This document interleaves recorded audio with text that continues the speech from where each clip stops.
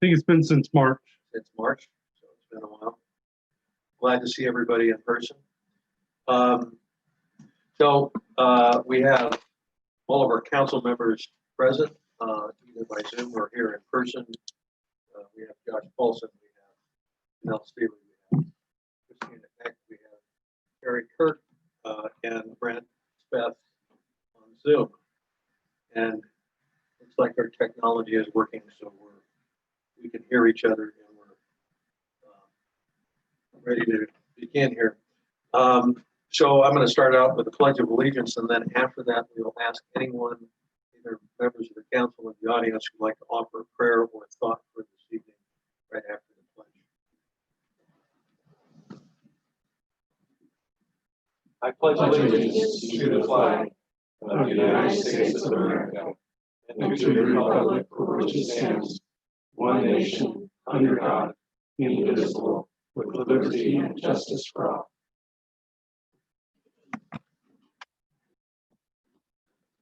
Anyone like to offer a thought or prayer for this evening? I'd do that, Mayor. You haven't done one. Okay, Brent, you've been selected. I would. You bet. Our dear Heavenly Father, we're grateful this evening to come together in a forum of a council meeting for the city of Providence. We're grateful, Father in heaven, for this form of government. We're grateful for this beautiful land that we live in. We're grateful for the citizens of this community and all that they do for the community. We're grateful, Father in heaven, for each other, for the opportunity to serve our citizens. We pray humbly as we meet this evening that our deliberations will be guided and directed to best bless and benefit the citizens of the community. And we pray humbly for thy spirit to be with us all. We say this humbly in the name of Jesus Christ. Amen. Amen. Thank you, Brent. Okay. Let's move on with our agenda. With staff reports. So we have our Public Works Director, Administrative Services Director, City Manager, and our City Attorney is not here available if we need to call him, and our City Engineer is not here. So we'll hear from Rob, our Public Works Director. Give us a report. Should be interesting. There's a lot to cover. Hello, Council. We had a busy week with the windstorm. I think everybody was affected some way or another and put forth a whole lot of extra effort when it comes to what blew right at us, literally. We got through it pretty well. I think citizens came together, neighbors helping neighbors. You can see how well people can band together to get through something like that. I was up at 2:30 in the morning, helping the fire department. The sheriff's out, closing roads, blocking up areas, and pushing trees, and making it so people can try to get around to it. So it was a very, very busy day, but overall, I think we did well. I think we lost, I think I heard 17 large park trees that were uprooted. And so I think for some reason, parks kind of took a bigger hit in all the cities when it came right down to it, because there's so many trees in parks. And I think they get more water, and that saturation kind of helped them tip over or whatever. But we got them all cleaned up. When we start talking about parks, we definitely spent a lot of time last week cleaning those up. Volunteer Park has a new playground that's about to get arrived. We started the demolition of the existing playground there, and so we should see that be able to be played on hopefully sometime next month once it gets here and all installed. We got a new employee that's looking to start for us at the end of this month, so that slot will be filled.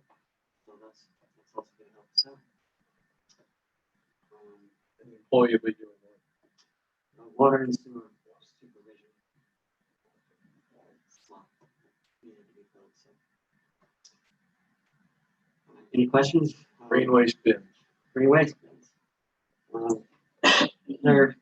They've been getting overfilled every day ever since the windstorm, but every day. I see it times seem to make it a little bit further through the day before they are overfilled. So people are getting their stuff put in them.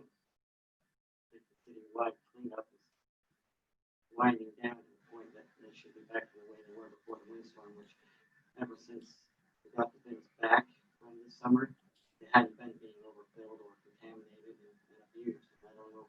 There's two different variables that probably account for that. The fact that landscapers weren't aware that we had them anymore because they vanished and then we brought them back. And a lot of citizens may have had that same scenario. Maybe they were gone. It was quite really. So haven't had bad situations with the green waste at all this year until this windstorm. We set our chipper up there next to it on the first day of the windstorm. Took care of a bunch of trees in Bones Park. It got hit with the weddings. I mean, we had 3 weddings, I think, within a few days after that windstorm. And we actually had one wedding party that and blew the park right up. So it was good to see. But overall, we handled the windstorm quite well. I think there were a few people that thought that we should have done something more.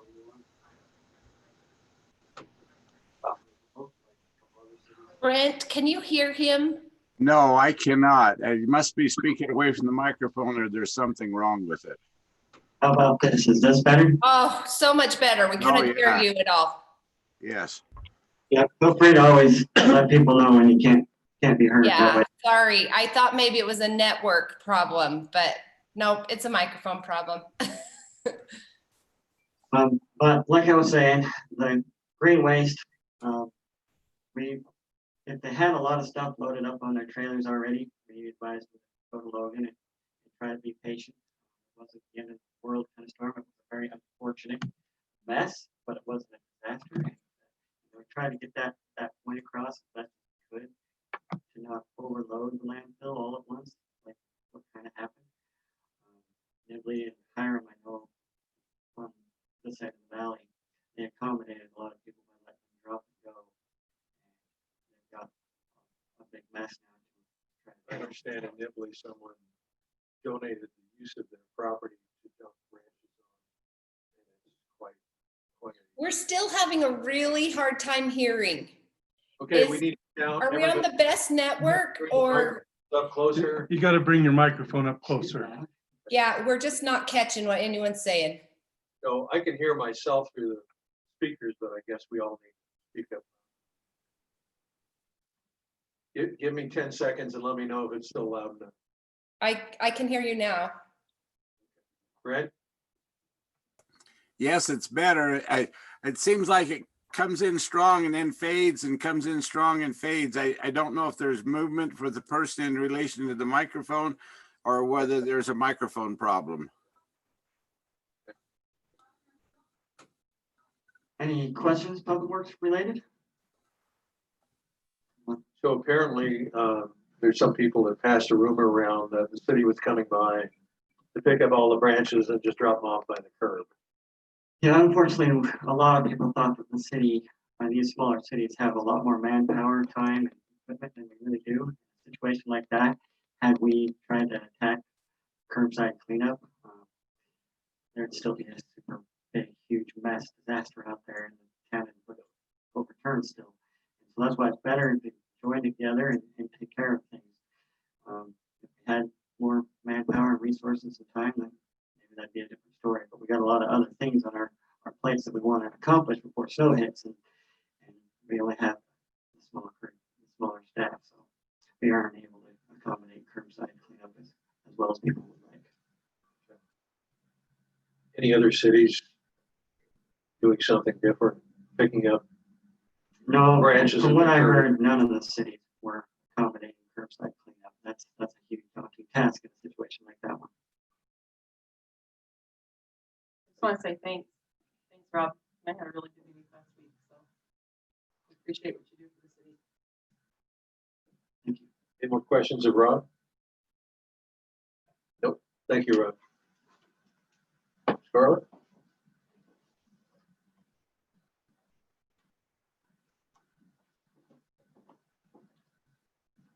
I don't have very much to report other than I want to do a shout out to a lot of the citizens too.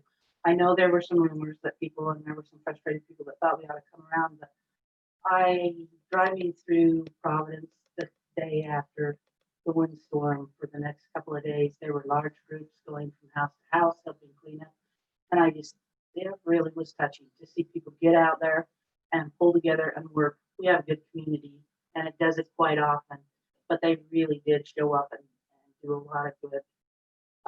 Over the last few days, there were a couple of roads that I thought, holy smokes, when I drove down those roads and they looked like literally a tornado had gone through, and within just a few hours, the neighbors had got together and really worked them over. So shout out to all the good people in Providence.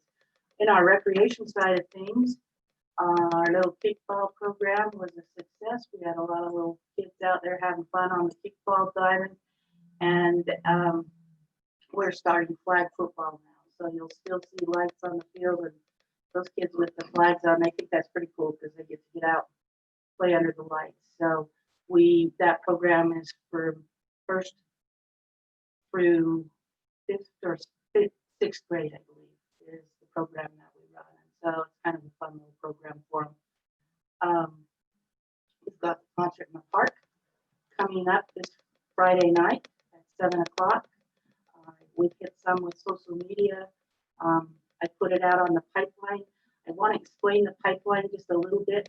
Social media is the side that we can really beef up to get our announcements out.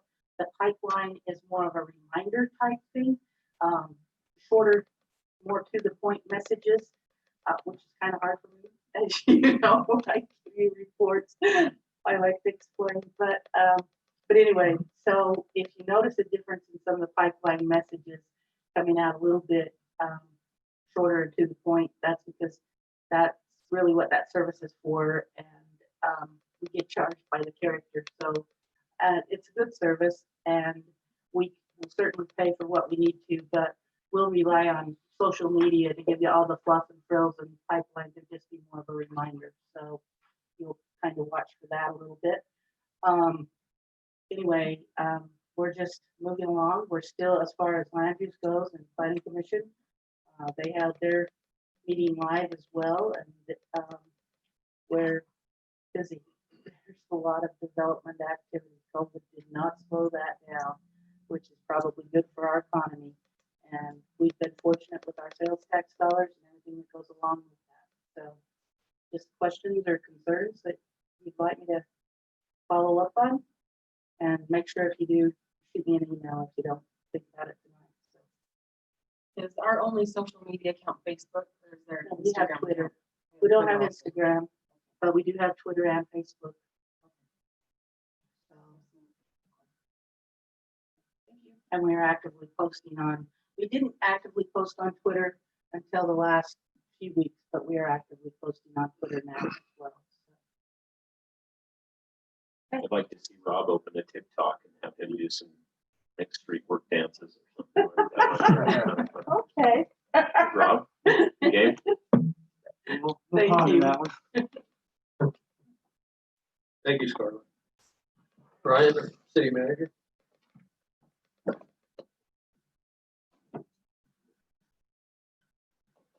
All right, I will try to talk into the mic. If it doesn't work, for those that are on there, let me know. I might switch to laptops and see if you can hear better that way, but if it doesn't work, let me know.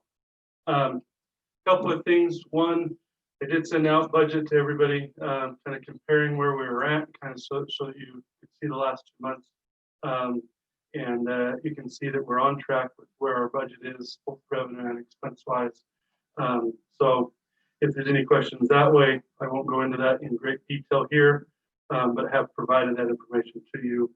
I would cover that we have a lot of master plans underway for some of the public that don't know, and some of the council that may not be involved in each individual one. We have our park and recreation trails master plan. They're fairly well on track. They're a little bit trending a little bit behind because we've extended the response time for the survey. We've had over 200 responses, and so we're excited that we've had that kind of response. We would love to have significant more. So as we talked about social media, if you can share that out, if there's a way to get more responses there, we sure would like to have as much feedback from the public as we can on those. So anyway, the other master plan we currently have underway is our transportation master plan. It also has a survey out. We are working on collecting the data for that, and so that is currently and several have had calls. I think maybe you probably already had your call, right? You had one today or tomorrow. My part's one today, and the other one tomorrow. Okay.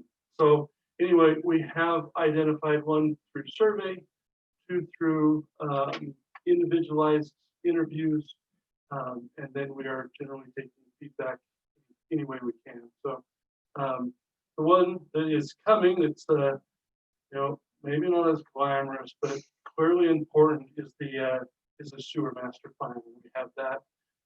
Fortunately, we have half grant for that from the Community Impact Board, but we are working on that one, and that will start in earnest probably the next week or two. So we'll close up the surveys for this one, and we'll start looking for more feedback if there's those that have a desire to. Another one we have, another subcommittee we have underway, you'll hear more about some of this today, is our Fiber Technical Advisory Committee. We talked about that at our last council meeting. We have a presentation today on our agenda, and we have representative from Strata here with us that have come out. It's always good to have a good face-to-face interactions. And so anyway, I'm sure they'll be able to be part of that presentation later if you have questions. So a couple other things that I've been assigned or worked on, some that will come to this meeting, is the 1.5 million gallon loan, the loan for the tank. 1.5, Which is not 1.5, it's 1.9. yeah, that's correct. 1.5 million gallon tank that we have a loan that we will discuss. And one update I would give you is 100 South.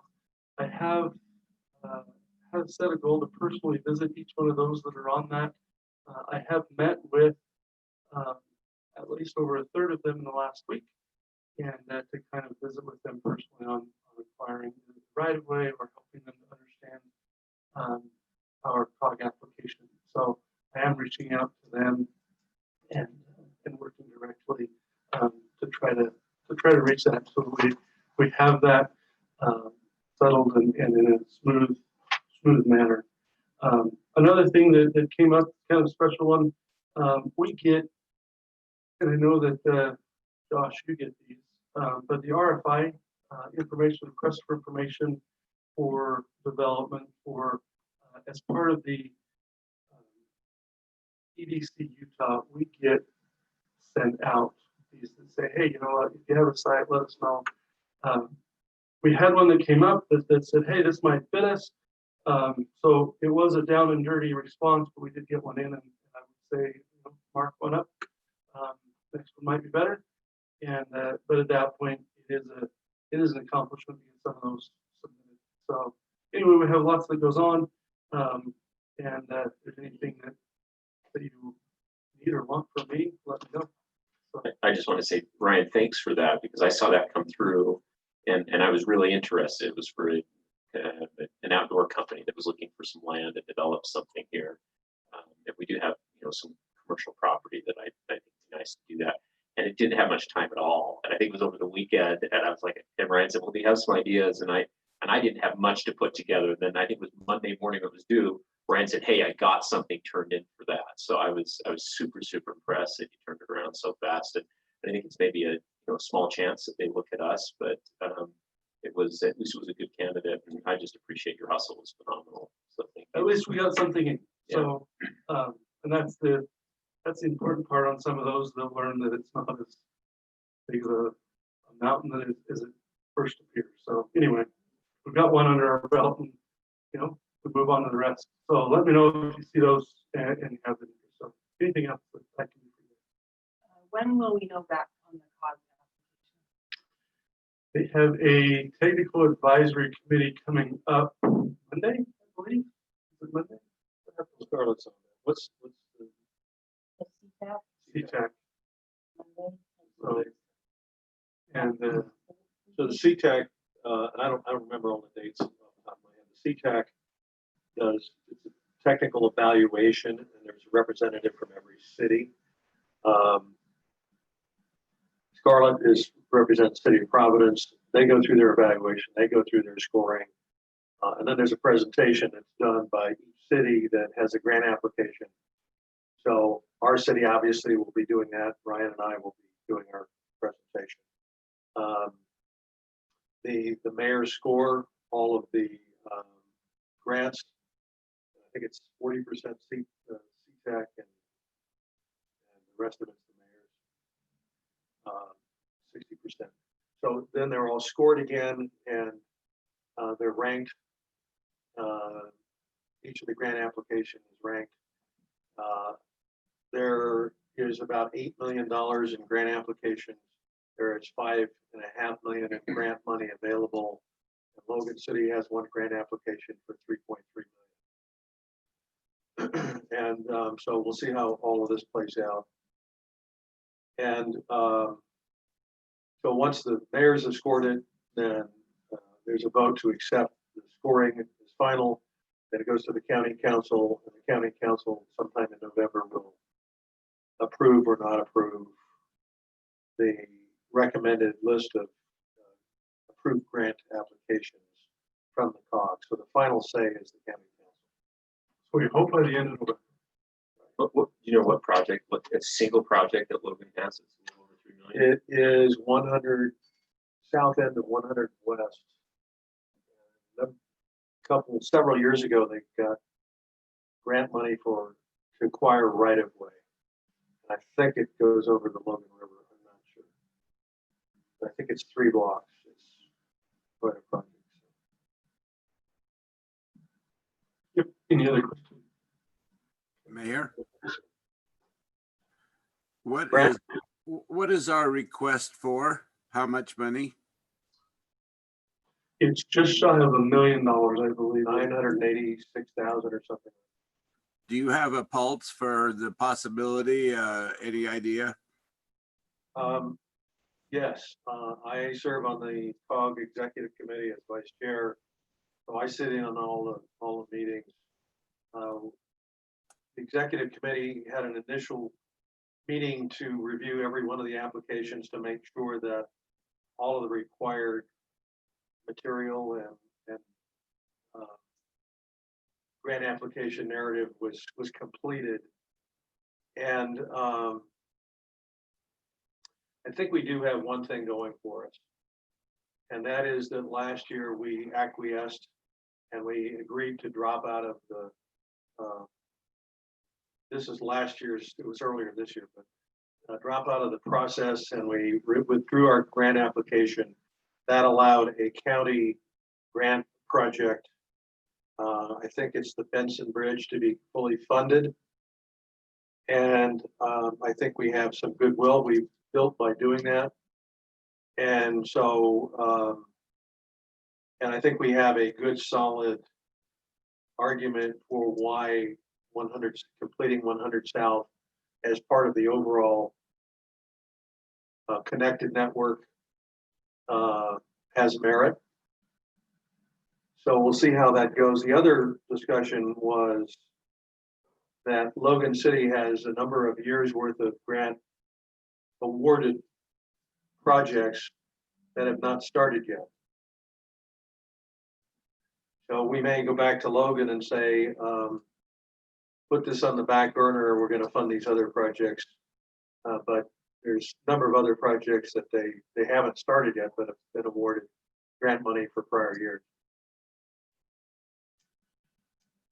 Okay, thank you. I appreciate that update. Good. Anything Any more else? questions for Ryan? Okay, let's move on. Bear with us. We go through the approve the minutes. So I need a motion to approve the minutes of August 19th, 2020. I move that we approve the minutes of the city council meeting on August 19th, 2020. Motion from Councilman Paulson. Do I have a second? I'll second. Second from Councilwoman Seeley. Discussion, comments, corrections. I don't see. The only thing I saw was that where my name is now M. Drew. It used to be J. Drew, so now we have someone new transcribing her minutes. So I guess it's okay. Mayor. So it's Mayor Drew, but it used to be J. Drew. So I'm fine with that. All in favor of approving the minutes for August 19th? Wait, wait. I'm sorry. There was one thing on there and I was trying to pull it up on my computer and I had it pulled up and now I can't find it. But Okay. it was on council reports. Sure. So I'm going off of memory. I don't have the exact wording, but it said in my council report that you would take over the Canyon project, Yep. which is great. But I think that you said that you would, because I was saying that my plate was pretty full with city projects. And I think you said you would take over fiber instead of having me heading that one. And, but maybe you also said that you would take over the Canyon. So 95% done already. So I think there's much more to clean up. What I did agree to is contact the trails coordinator, the county trails coordinator, which I need to do. And that person is new to the county. So when I reread the minutes, I made a note to contact that person tomorrow. So I'll send a Yeah, note out. that's great. And you could follow up on the signage and stuff too, anything that we can do. I mean, I think we're all helping as much as we can with everything. But There was a project, and I got to say it's 3 years ago, but there were a number of people. There was Forest Service people, state Department of Natural Resources involved, some residents, some people that are hikers, bikers. We all got together at one of the accounting firms here in the valley. And there was going to be a kiosk at the entrance to the canyon, give people directions, maps of the canyon, trails, cautions, things like that. And it never happened, and I don't know why. well, if you want to take care of any of that, I will get to I that. will work through Saturday afternoon on canyon cleanup. So the other thing about the canyon, since you bring that up, is there's a dedicated Forest Service employee because of the level of fire danger right now that is stopping all vehicles coming to the canyon until 8 o'clock at night. We want to dump branches and That's great. tree Awesome. balls and things like that. It was pretty awesome last night. There was probably 100 cars So up there helping clean up. what you're telling me is you want it on record that I've taken fiber responsibility. Well, sure. Is that right? Gary, Yeah, you want it on record in the minutes that I. it agreed doesn't with? have to be in the minutes. I just felt like it wasn't exactly reflective of what I remembered the conversation to be. All right. So, but we can still approve and go forward. All right, go back to, all in favor of approving the minutes of August 19th? Well, I'm going to amend my motion just to make that correction in the minutes. So I'll move that we approve the August 19th. Want to amend my motion to approve the August 19th, 2020 City Council minutes with the correction that John Drew would take over the fiber project under Carrie's report. Fine with that? Okay, we have a motion and a second. All in favor? Aye. I think you said something, Brent. Aye. Right. Okay, unanimous. Thank you, folks. We'll move on.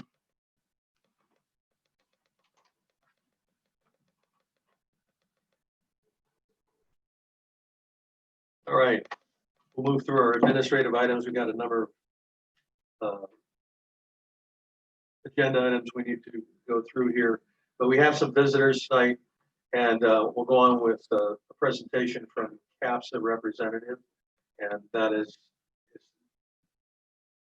Ashley. I'm sorry, I can't see. So Ashley is here from CAPSA. I think we get a representative from CAPSA every year. Ashley comes to the council and gives us a presentation. Ashley, want to come up?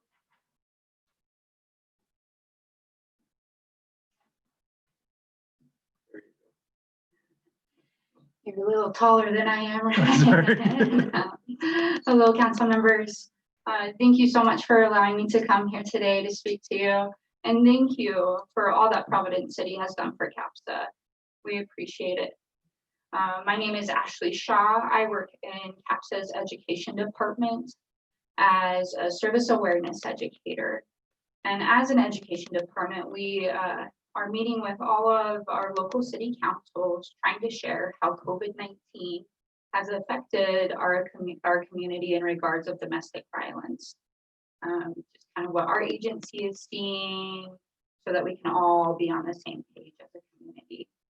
One of the services CAPSA provides is a 24-hour hotline. And those hotline calls are always answered by a trained advocate. Our hotline calls are up 110%. To give you a number to that percent, we received a little over 1,000 calls in the month of August. Now, people call CAPSA for many different reasons, not just individuals who are in crisis, but the majority of those calls are from individuals wanting CAPSA resources. Another service we provide is caseworkers. Our caseworkers help with the immediate needs of our clients. So things such as safety planning, finding housing, finding jobs, and getting into therapy. Our caseworkers, our casework services, are up 42%. Hand in hand with that is our therapy services that have gone up 22%. They have had to move online to keep our clients safe, but it's been good. There's some pros and cons to that because those who have had trouble or struggled attending meetings are enjoying the online format over those individuals who are in crisis and have a hard time getting online access in private are not receiving that care. Another service we provide is our emergency shelter. Our emergency shelter rates have gone up, clients have gone up 60%. In the month of July, we had 77 individuals come through our shelter, and in August, we had 58.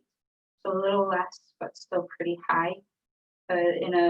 Last year, we had a little over 300 individuals come through our shelter, so we're well on our way to reaching that and going above and beyond. The wonderful thing about our emergency shelter is we have a no turn away policy, and we're able to achieve that through partnerships with hotels in the community.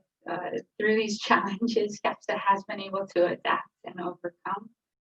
We really want to express that those who may be unfamiliar with domestic violence or just may not have a lot of education in regards to domestic violence, know that abuse is more than just lashing out. It is about power and control. Abuse thrives in silence. And so today we want to make sure everyone in our community has the opportunity to receive this information and information about CAPSA's resources. If you have suggestions as to newsletters, groups of leadership, groups of businessmen, religious groups, and social media outlets we can share this information through, we would love access to that. Thank you again for allowing me to come. Are there any questions or comments?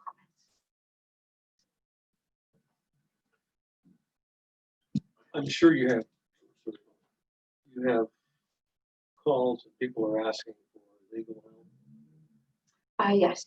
Do you refer them to?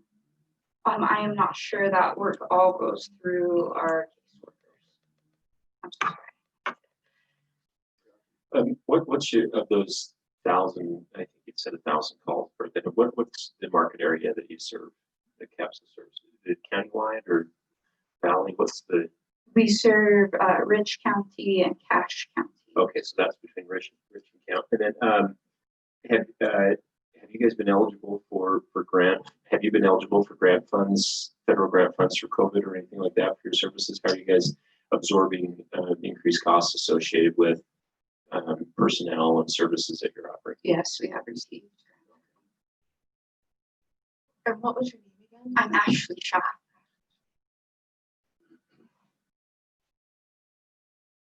Thanks for the service you provide to the community. Thank you. Council, any more questions for Ashley? Ashley, thank you for the important work that you're doing. We hear the statistics and it's heartbreaking, but we appreciate those who are taking the calls and filling the needs. Thank you. Ashley, I used to be the fire inspector for Logan, and I'd come to your facility and you guys were top notch all the time. I really appreciated the way you were handling and taking care of people. It's a wonderful service you offer, and those people really do appreciate it. Thank you. Thank you.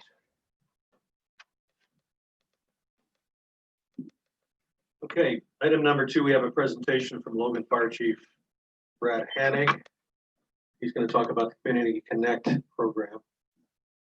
Mayor and Council, thank you for this opportunity to come and share what we're trying to do to better serve not only Logan, but Providence and North Logan and the cities that we provide service to.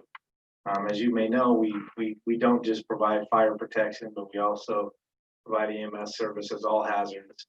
And one of those efforts that we continually try to strive to improve is just our preparedness and our prevention efforts. As Councilman Speth talked about, he was an inspector for our agency for a number of years. So he's well aware of how important it is that we're able to do building inspections and stay up on prevention efforts. One of those things that we've tried to strive to do in the industry has probably always had a challenge with is that we annually inspect most high hazard occupancies annually. They usually have fire protection systems and those type of, that we do inspections on or require them to do inspections on, especially those high hazard occupancies. One of the challenges has always been is that a lot of the fire deaths that happen throughout the United States happen in residential homes. So that's always been a difficult thing for us to have information going into a residence to better serve and protect our people, keep them safer. We have a software program that's part of the service. There's no additional cost to anyone except for, as part of the service we purchase as a fire department, and it's called First Do Size Up. First Do Size Up is a pre-planning software that allows us to have access to input information, to gain that information from the assessor's office, from the building departments, and so on and so forth, that allows us to have this data available to our firefighters when they respond. They've been able to capture all that information very quickly. As units arrive and respond on their computer screen, they see icons that really kind of give them the high hazard issues. Residential is one of the things that in some cities, if there's a lot of that data is electronically stored, we can capture that. But if it's not, then it's really kind of incumbent upon participation from residents themselves to be able to share that information with us. So that information really comes through this Community Connect program that allows citizens to log on, create their own account, and share information with the fire department regarding their home. And we're looking for information. It could be contact information. It could be whether you have pets. You can post pictures. You can put the name of the pet. You can post where your water meter is, where your power shutoff and gas shutoffs are. You can provide any information that you would like us to know, whether people have mobility issues, whether they have oxygen in the home, whether they have above ground fuel storage, any information that we can have at our fingertips, because seconds count. All those things matter. for our safety and for yours and for our ability to be able to make a difference and help, the individual's homeowner. So there's no cost for anybody to sign up. It's just a program that Is it available now? it is available now. We have a link on our Facebook page for the City of Logan Fire Department on our Facebook page. We'll make it available. We'll get a link that you can put on your website and your Facebook page as well. We have cards, that have the scan on them. We have those available to leave at your city hall that residents can pick up. And so it's a link that they have that information. So everybody understands that information is secure. It is not shared with any other department in the city of Logan. It is exclusive to our fire department. The only time those that it will be accessed would be if we had an incident at your house. So it's just available to them to be able to see when they're responding. It creates, as you add information, it creates specific icons. So I brought Aaron here to kind of show you, this is kind of what we see. So when you create an account, it allows you to answer certain questions that'll make it available. We're going to use one of our fire marshal's home to kind of give you a demonstration. Can you click on one of the other ones first? Just kind of, you'll see the difference. So if he clicks on this other home over here, there's really not a whole lot there. When we pull up the dashboard on that, it gives us some basic information that we get from the assessor's office. And it shows the occupancy, residential occupancy. You can see that icon right there. It gives us, residential building, 1,414 square feet, built 1950. Good information for us to some extent, but it's very limited. So now go back and then click into Craig's. And this is somebody who's already logged into Community Connect, added their information, and you can see the difference.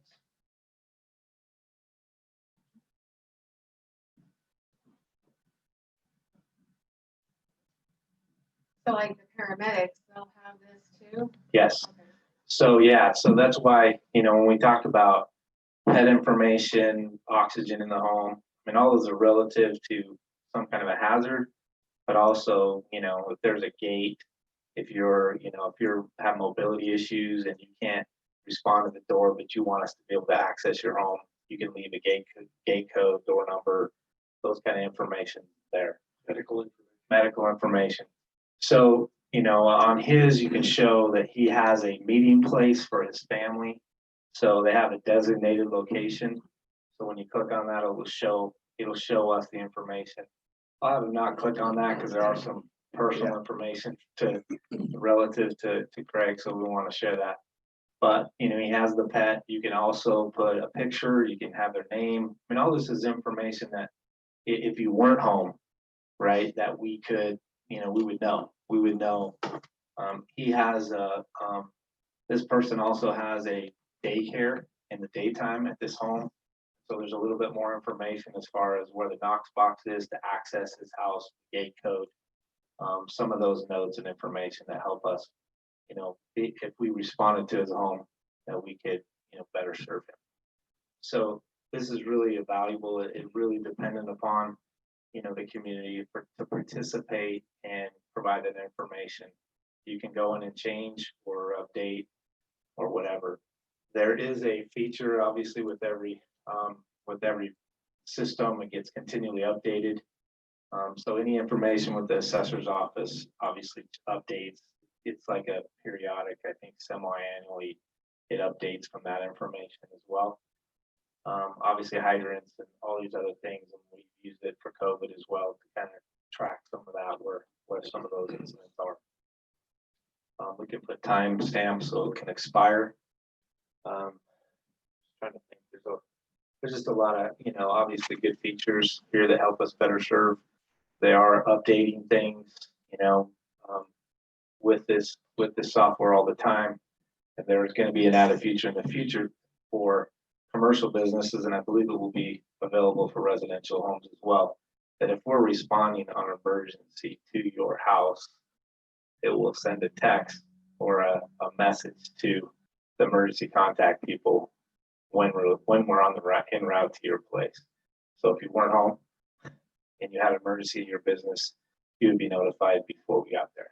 That happens every time I cook bacon because of my Vivint system. Well, It's terrible. yeah, no, so it's a really good, it's just an added benefit to your community to help us better serve you. So, you know, it's our pleasure to do so. We're grateful that we can serve your community and be the best that we can be, the most informed, most prepared. And this is just another way that we're better prepared and, you know, with your life safety profiles that you can add on the site. Any questions that you have for me? So this is available to Logan, River Heights, and Providence residents here, as well as North Logan. Yeah, those 4 cities are all part of our contract service, so this is available to them.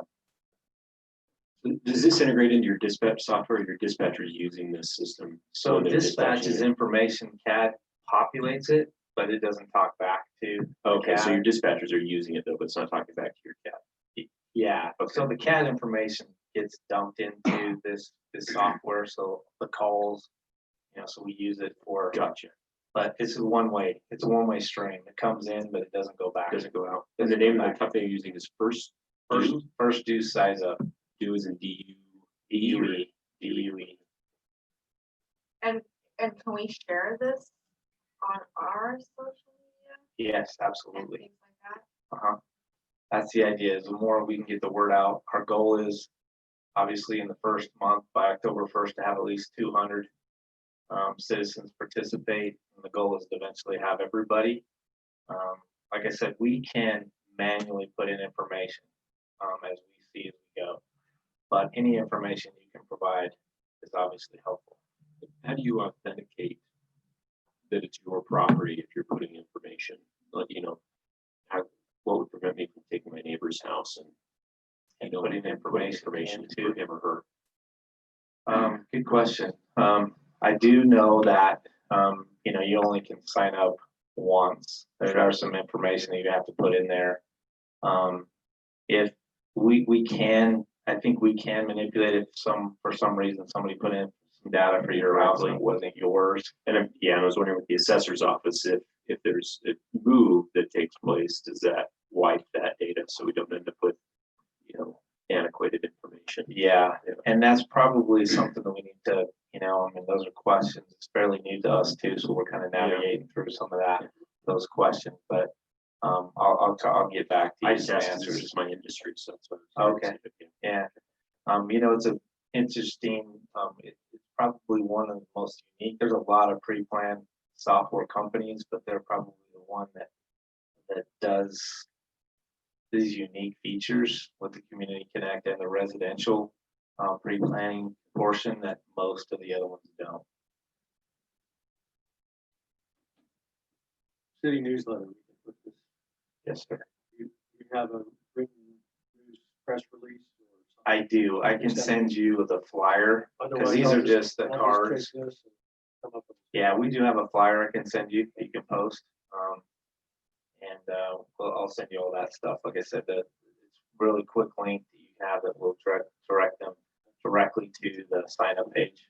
You should probably put it on a city webpage as well. We should probably put it on our city webpage as well. Do that. I'll make sure Aaron gets you all that information to be able to link it in. Okay. Anything else? I think that's a great idea. That sounds like a wonderful program. I've recently remodeled my daughter's home and it has an overbuild on the roof, and that just makes me so nervous because I have a roof under a roof, and you know what a nightmare that is. And we can put that kind of information in there for you guys when you respond. That'd be so wonderful. Yeah, super helpful. Basements, any kind of things that could be a potential hazard, whether they're unfinished basements, finished basements, and categorizing that any more detail you can give us is obviously going to help us be better prepared and be safer on an emergency there. Did you say that there would be automatic population on this program from what the assessor has, or do we need to gather information from the assessor and enter that as well? No, the assessor's office, that they do that periodically. They just automatically update. And so when we put information in, or the citizen puts information in Community Connect, it automatically updates the site. So it's instantaneous. It goes right into. So if you log in information right now, when that crew goes to a call 2 minutes from now, it's going to be on there. So it'd be interesting. I don't know. Adoption's always the tough thing here. I'm thinking, homeowners insurance companies would probably like, I think they'd be inclined if they could show that people, if they've entered this information, might be lower risk, and potentially there could be some, economic incentive to do that. That's probably lagging a little bit, but I can think of lots of instances where if I have a burglar system alarm on my house, I have a discount on my insurance, and I would think this increases your response time. I'm assuming your ability to respond to that fire. So yeah, to some extent, it obviously, for the most part, it gives us the ability to be safer, to know the hidden dangers. Know if there were pets in the home, even if you weren't there, we know what to go looking for. We know what type of pet it is, and that type of information. So anything that you can provide us is helpful. Well, I don't have a knock box, but I have a code for the front door. Can I post that? Absolutely. Just tell us what it is. That's no problem. If you've seen me, you have the code. No, I'm not going to tell you what it is, but I will get it for you. That's good. Thank you. Thank you. Thank you, Chief Annexation.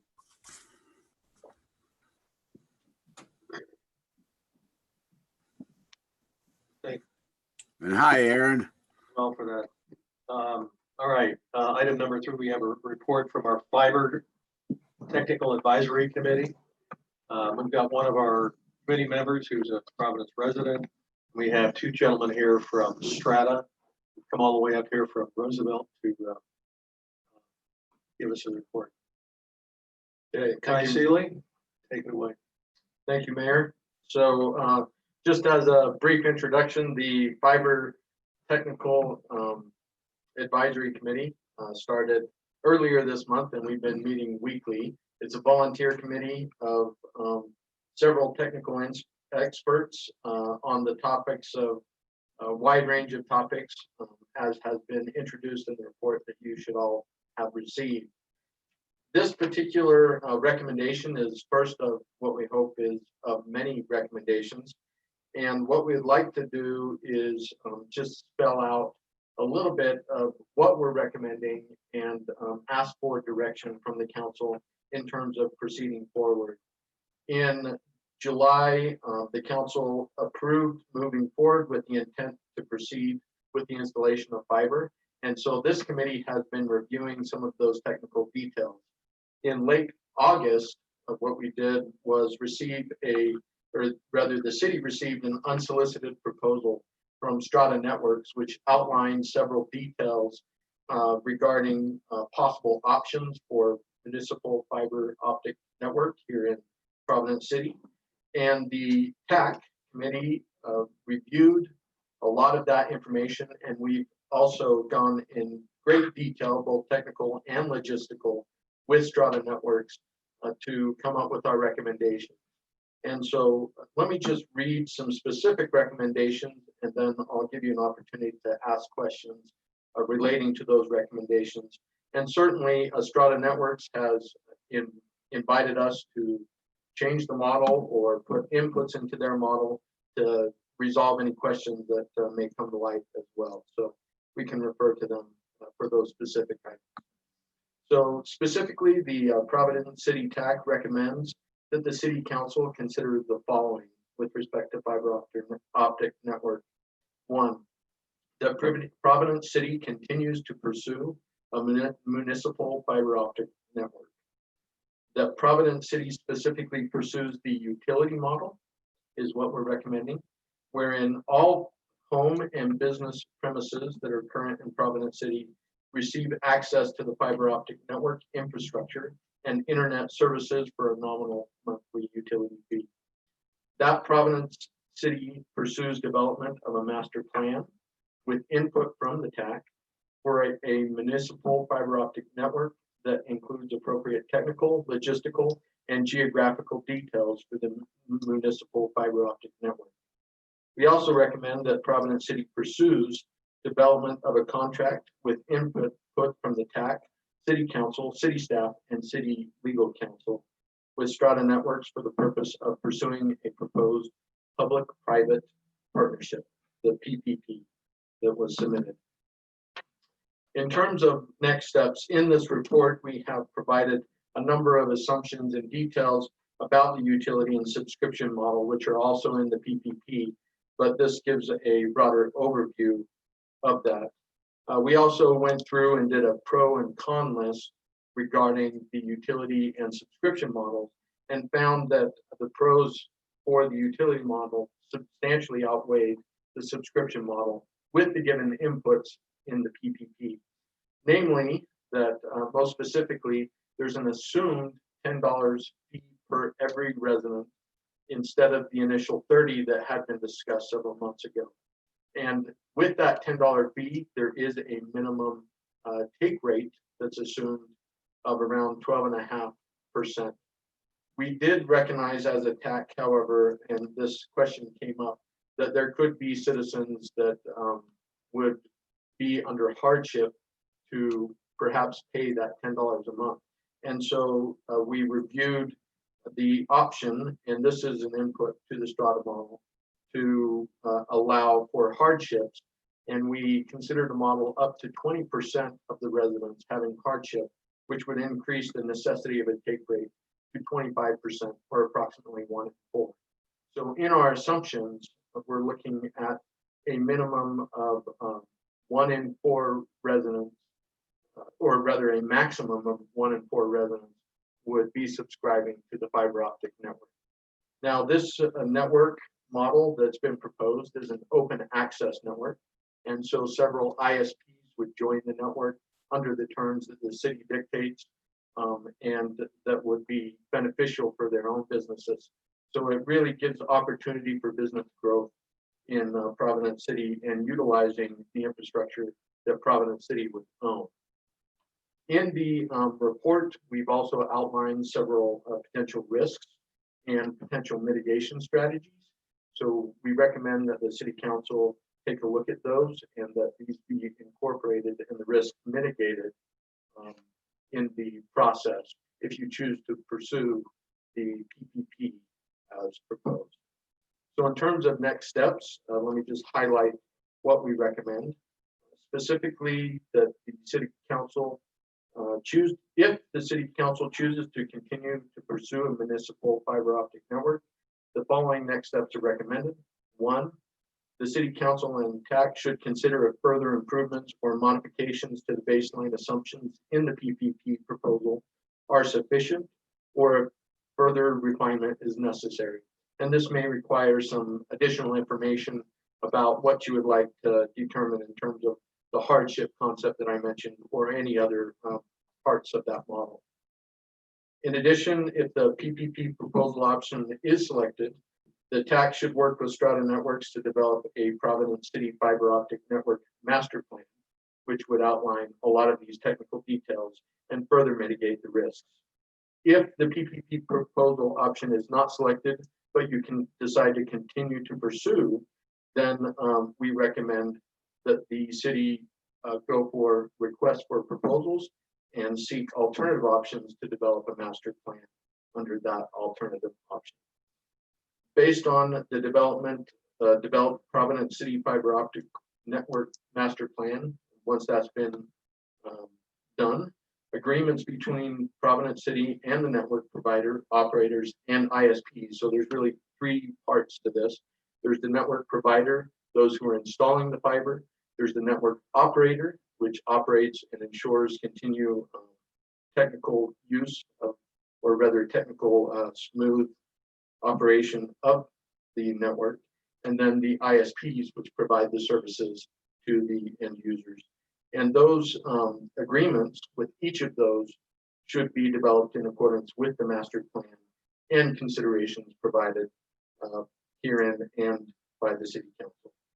So in conclusion, the TAC appreciates the city looking into fiber. We realize that fiber has become, and rather internet in particular, has become more necessitated as we've experienced some of these COVID-19 issues. And really it's a communication base that we all sometimes take for granted.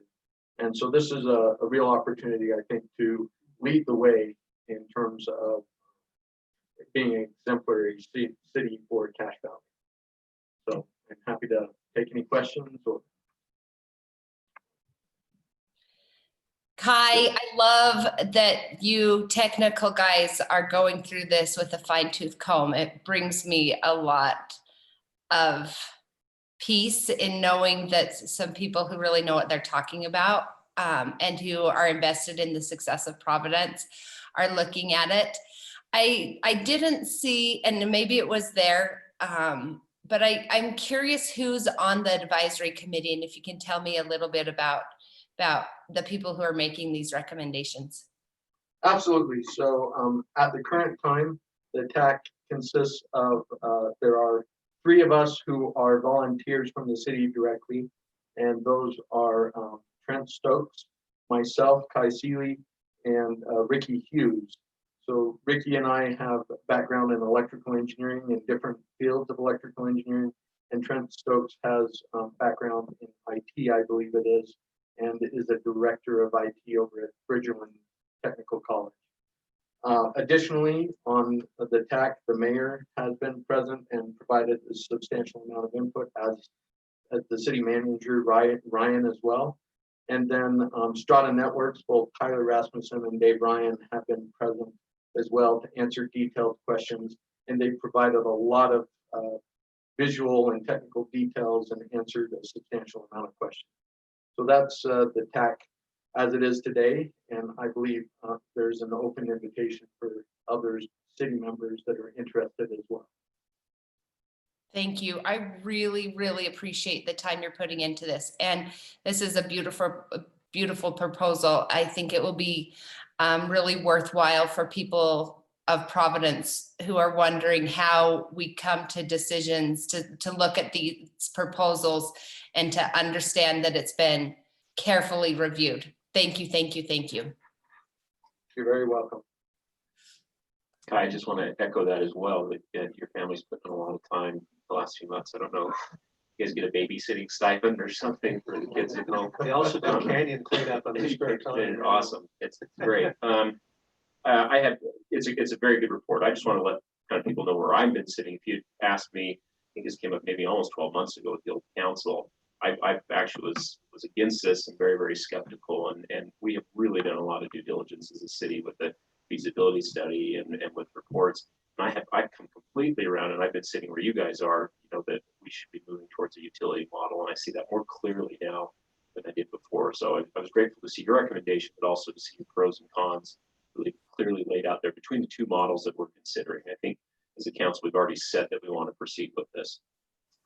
I just, one point of clarification with the agreements with the ISPs, is that something that's negotiated? Does Strata negotiate those agreements with the ISPs, or is that negotiated by the city once the network's built out? So what we've discussed, Strata has the capability to be one ISP, but we would separate out their option as a network operator and an ISP. Okay. And then the city, as I understand it, would be having agreements with the ISPs directly. Okay.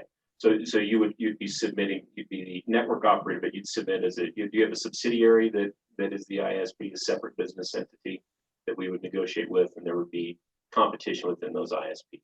Okay.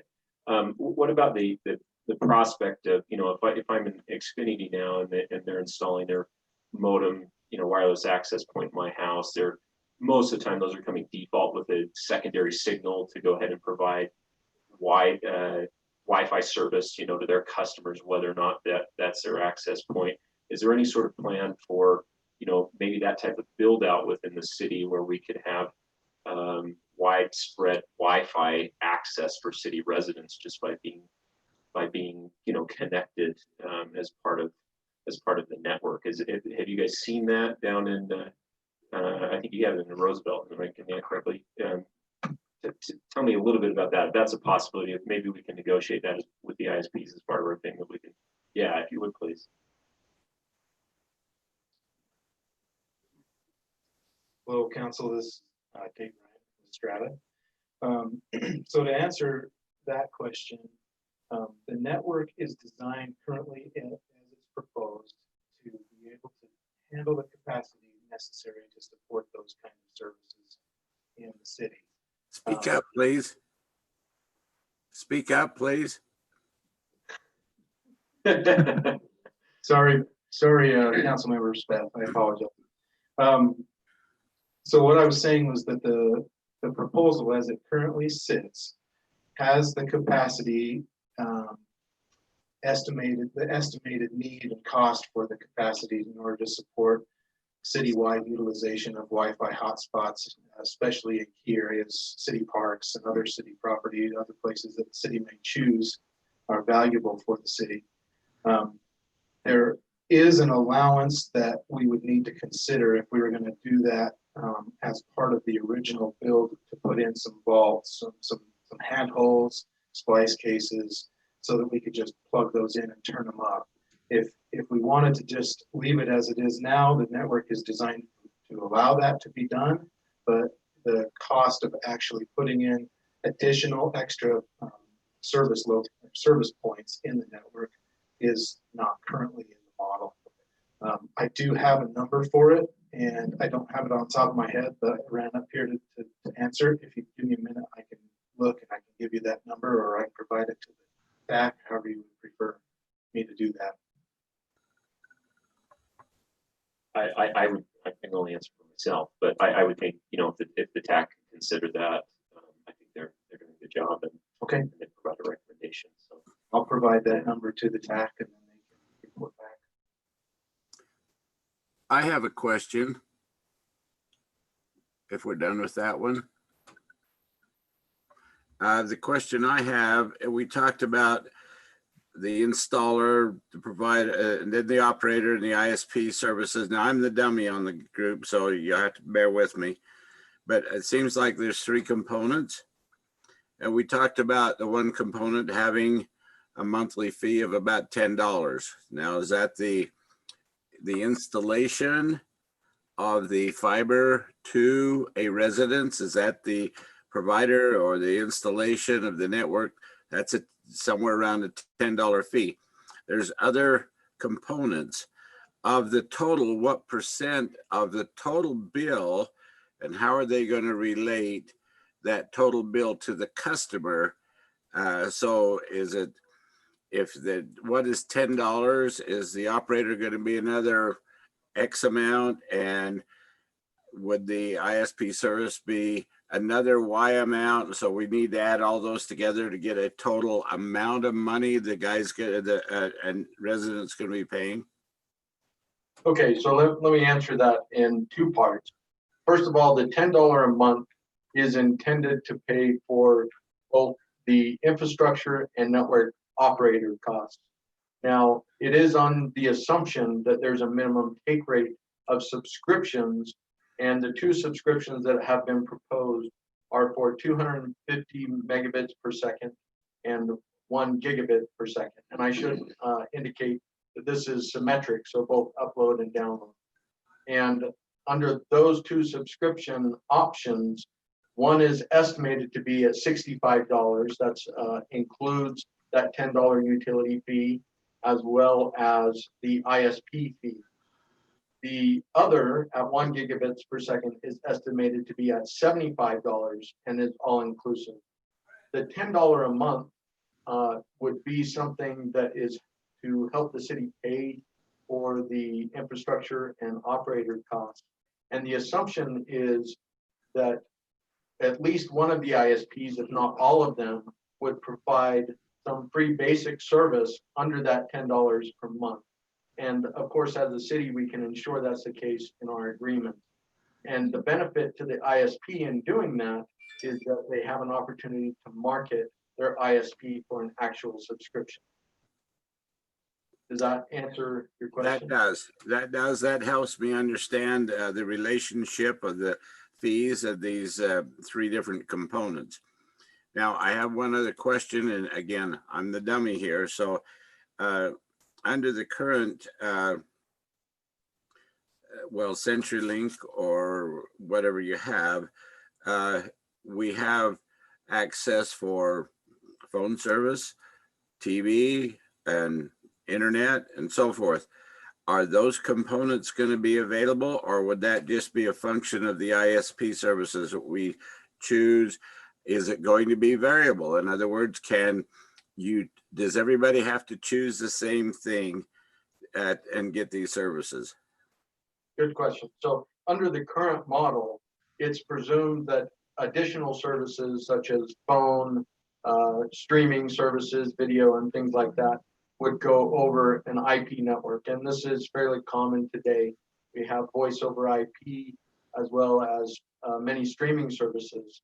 So the ISP can choose to offer those services independently as an opportunity to join with that ISP.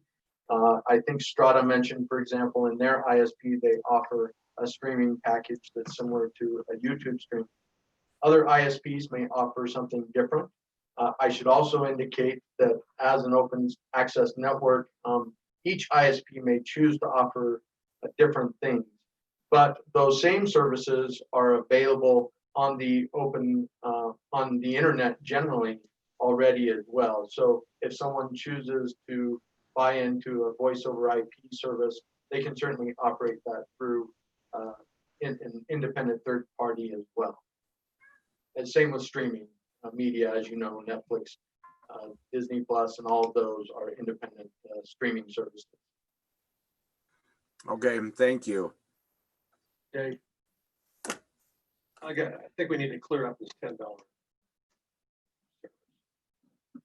The $10 basic minimum service allows the resident to do what? And at what speed and with what other? They have an internet connection, do they have phone service? Can they watch ESPN? Or can they not? Or what? And then the next step up is 250 or a gigabyte, which is a big jump from $10 to 65 or 75. So that gives you the speed, but once you're at say 250, you get 65. Now you want what I call content, and the content is the television channels, it's HBO, it's ESPN, and all of those things, as well as like a phone line. Can you break that down? What does the $10 give a resident? I don't want people to think it's going to give them internet and they're paying Comcast $70 now. And they're going to get the same for $10. They're not. Mayor, I think they get more than what we get at the city building. Get more what? Get more data and bandwidth in the Current city, than the yeah, current I city building get better has. service at home than we do here in this building. You're right. I'm sorry. Go ahead, Dave. So to answer your question, Mayor, sorry, I'm not trying to look down. I'm just trying to make sure I'm talking into the mic and you can hear me, and I feel like I'm not making eye contact. So Ryan has to do the same thing. So the $10 fee is for the utility model fee.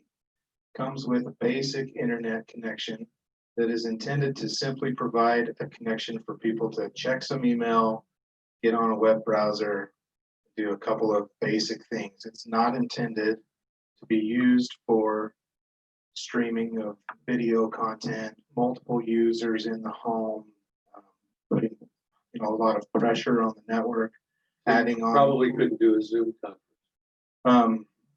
Well, so the connection will not be filtered or anything to decline someone from trying to do those types of things.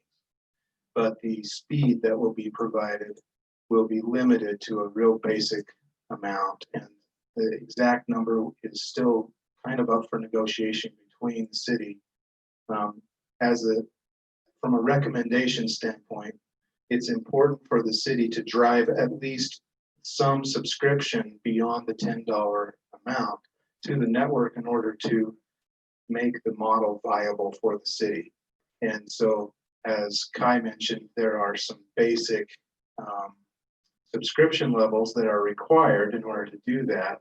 And if everybody has this wonderful service that they can do everything they want to do with it for $10, then no one's ever going to subscribe beyond that $10 fee. So there's kind of a fine line there, but the intention is for it to be a basic service, email, browsing, basic connection. So you couldn't stream a video likely.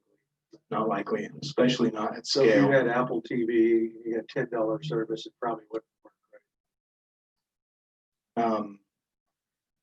Not ideal. right. Not ideal. It No, won't work yeah, well. I kind of think of it like when I go to a Marriott, you know, and they want to charge me $10 a day for internet, and you know, I start trying to use their basic, and then after an hour, I'm like, this isn't going to work. Yeah, but I don't know. Maybe that's what it's like, but that's what it feels like to me. Yeah, I think especially at scale, in the example you just gave, at scale, you'll really notice the problems where it's just not a large amount of bandwidth that you're able to utilize. And the intention is for people that want to do those kind of things, that they subscribe to the network as a subscriber and pay what we believe is a market rate for those services. So you live in a Roosevelt Yes, and you have this at your house I do. and you have all the sports channels and I do. internet. Yep. How much would you go monthly bill? Well, I work there. If you didn't work there, if you were me, Let's see, so trying to think of all the different components there. So, first of all, I'll just say that, and Tyler can come up and correct me or help me through this if I don't say this right, but we're currently reviewing our monthly subscription costs in the Uinta Basin as well, and trying to come up with a plan that is more aligned with the pricing that we have proposed here, because we recognize that there needs to be parity between the offerings.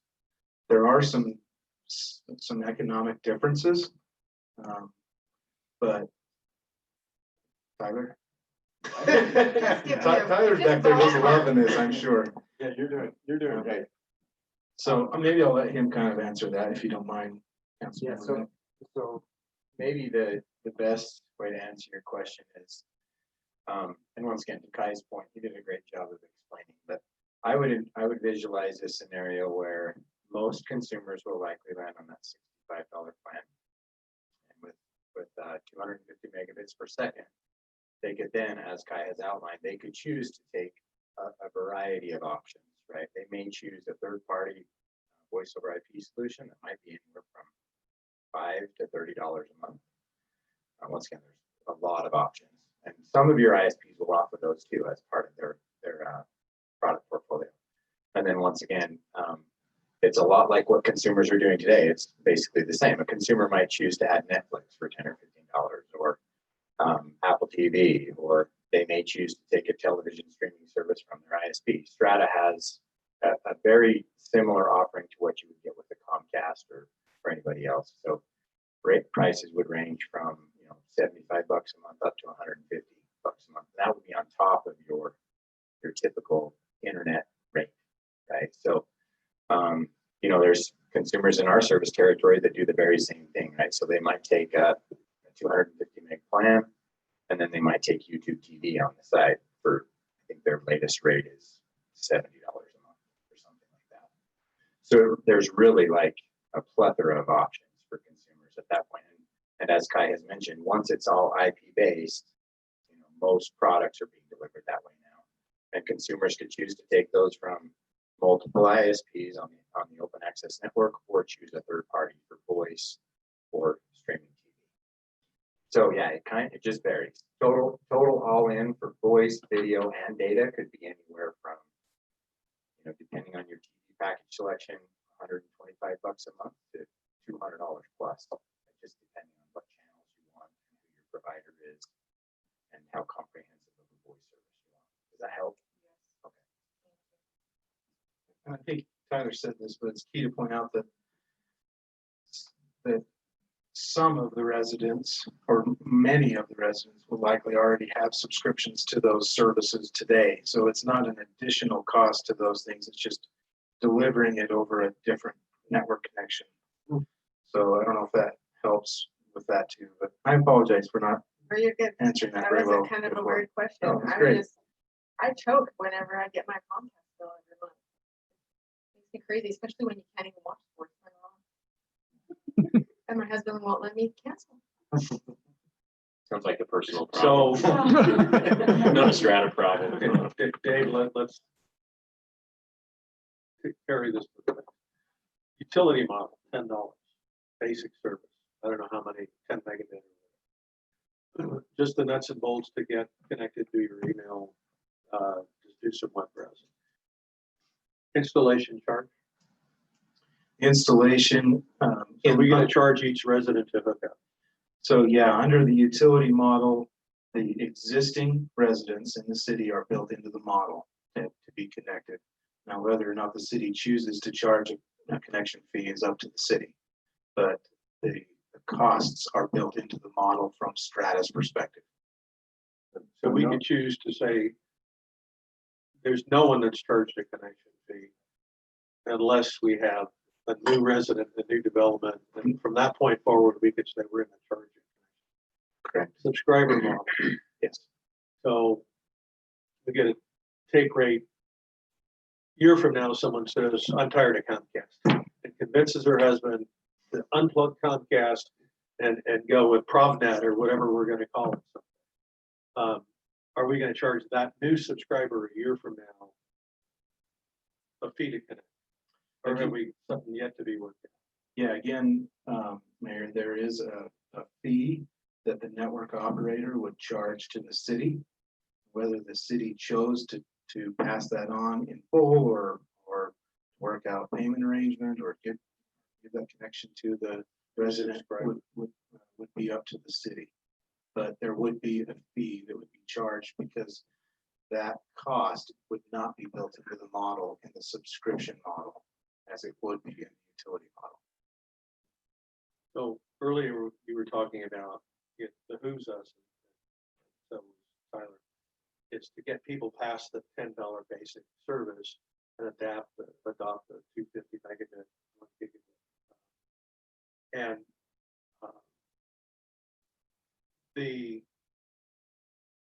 obviously we need to promote that.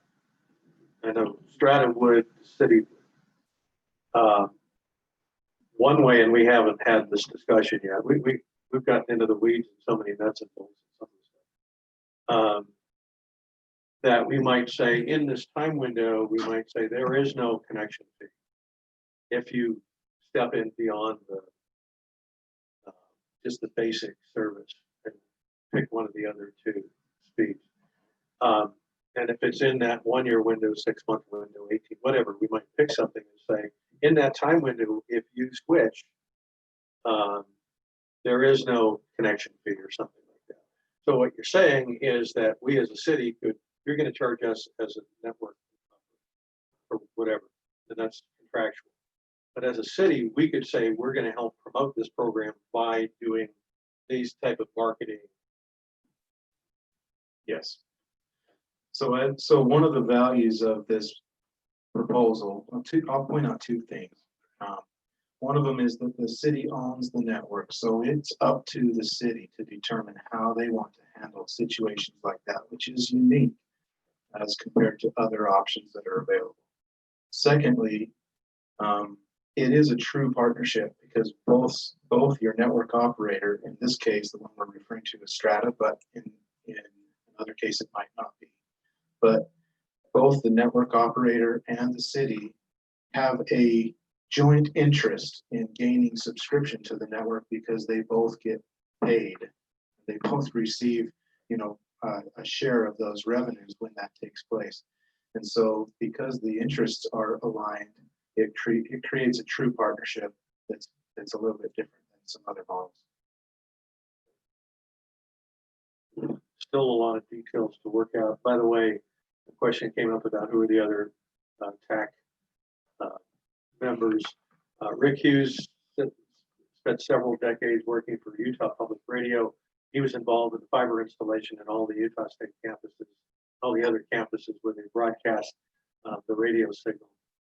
The other gentleman has been a fiber instructor and a certified fiber, whatever, I don't know what the term is, for the last 25 years, and that's Trent Stokes.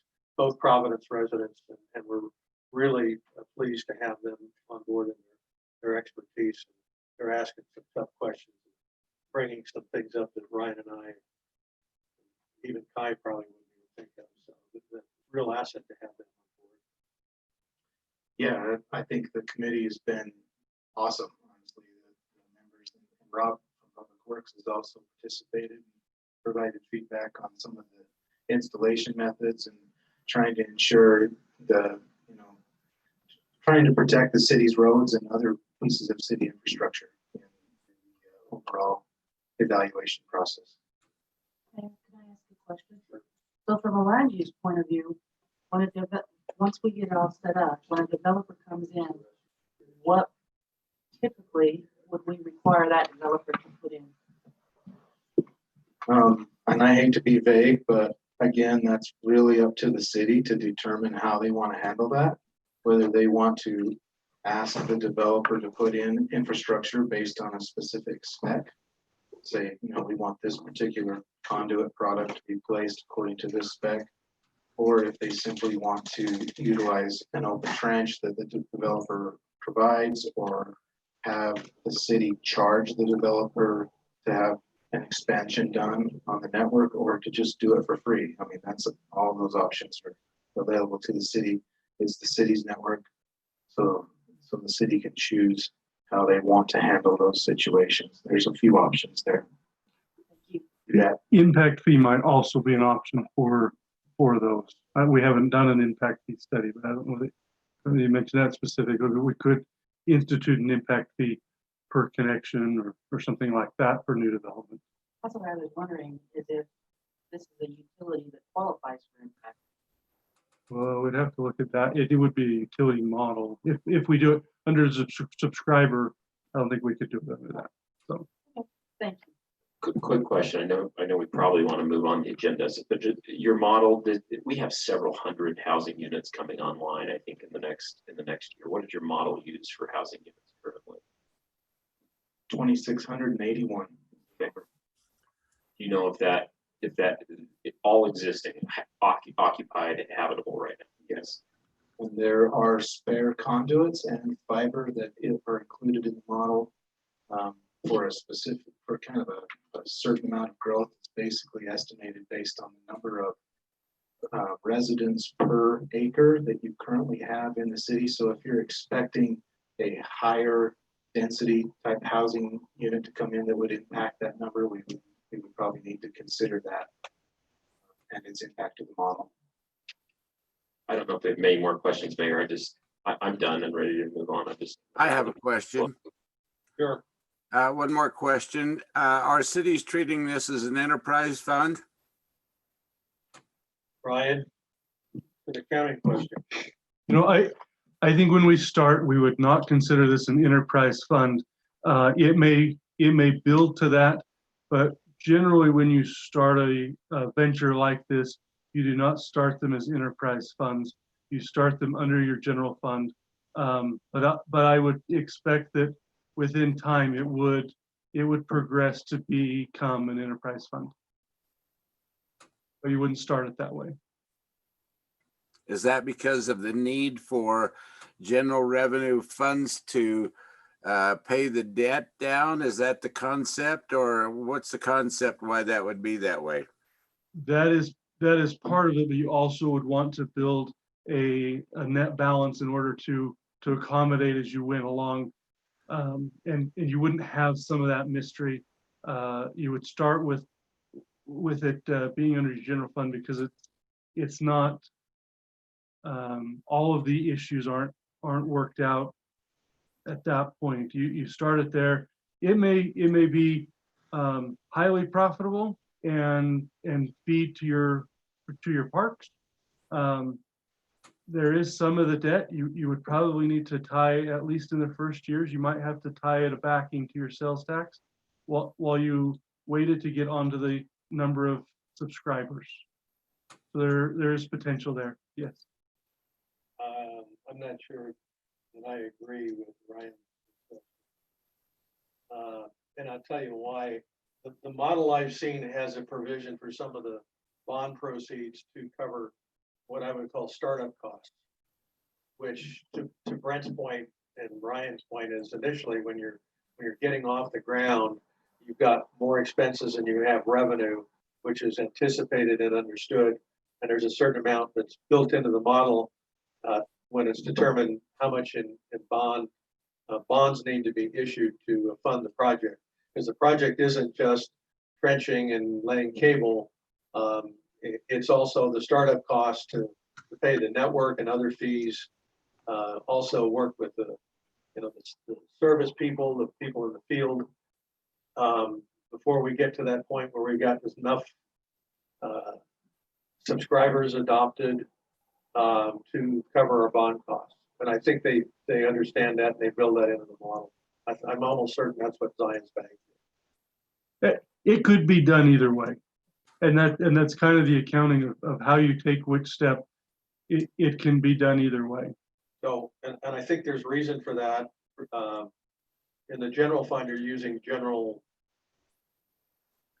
tax revenue to support something until it gets on its feet. I think that's probably something we want to avoid. So in essence, the subscribers are paying down the bonds. I'm sorry, subscriber revenue. I would have to agree with that. I think it should, as much as possible, remain with those users, those people subscribing to it, rather than go after general funds. And some of that may be the difference of subscriber versus utility. You could go to an enterprise fund very quickly off of the utility model. Subscriber may be something different. We'd have to look. But okay. One more quick question. This is a presentation tonight. What's our next step? What decision is needed to be made next, or what is the advisory committee going to work on next? So the TAC is looking for a recommendation from the council. If you accept our recommendation, what we would do is start to work on a fiber master plan, Strata Network. And under that master plan, we would outline the details. And then following that, there would be concepts of agreements between the network providers, network operators, and ISPs that make sense to mitigate the risk for Providence City and its citizens. to that note, we're looking at this presentation is a presentation with a request that you give us direction. Where do you want us to go next? We've done quite a bit of work.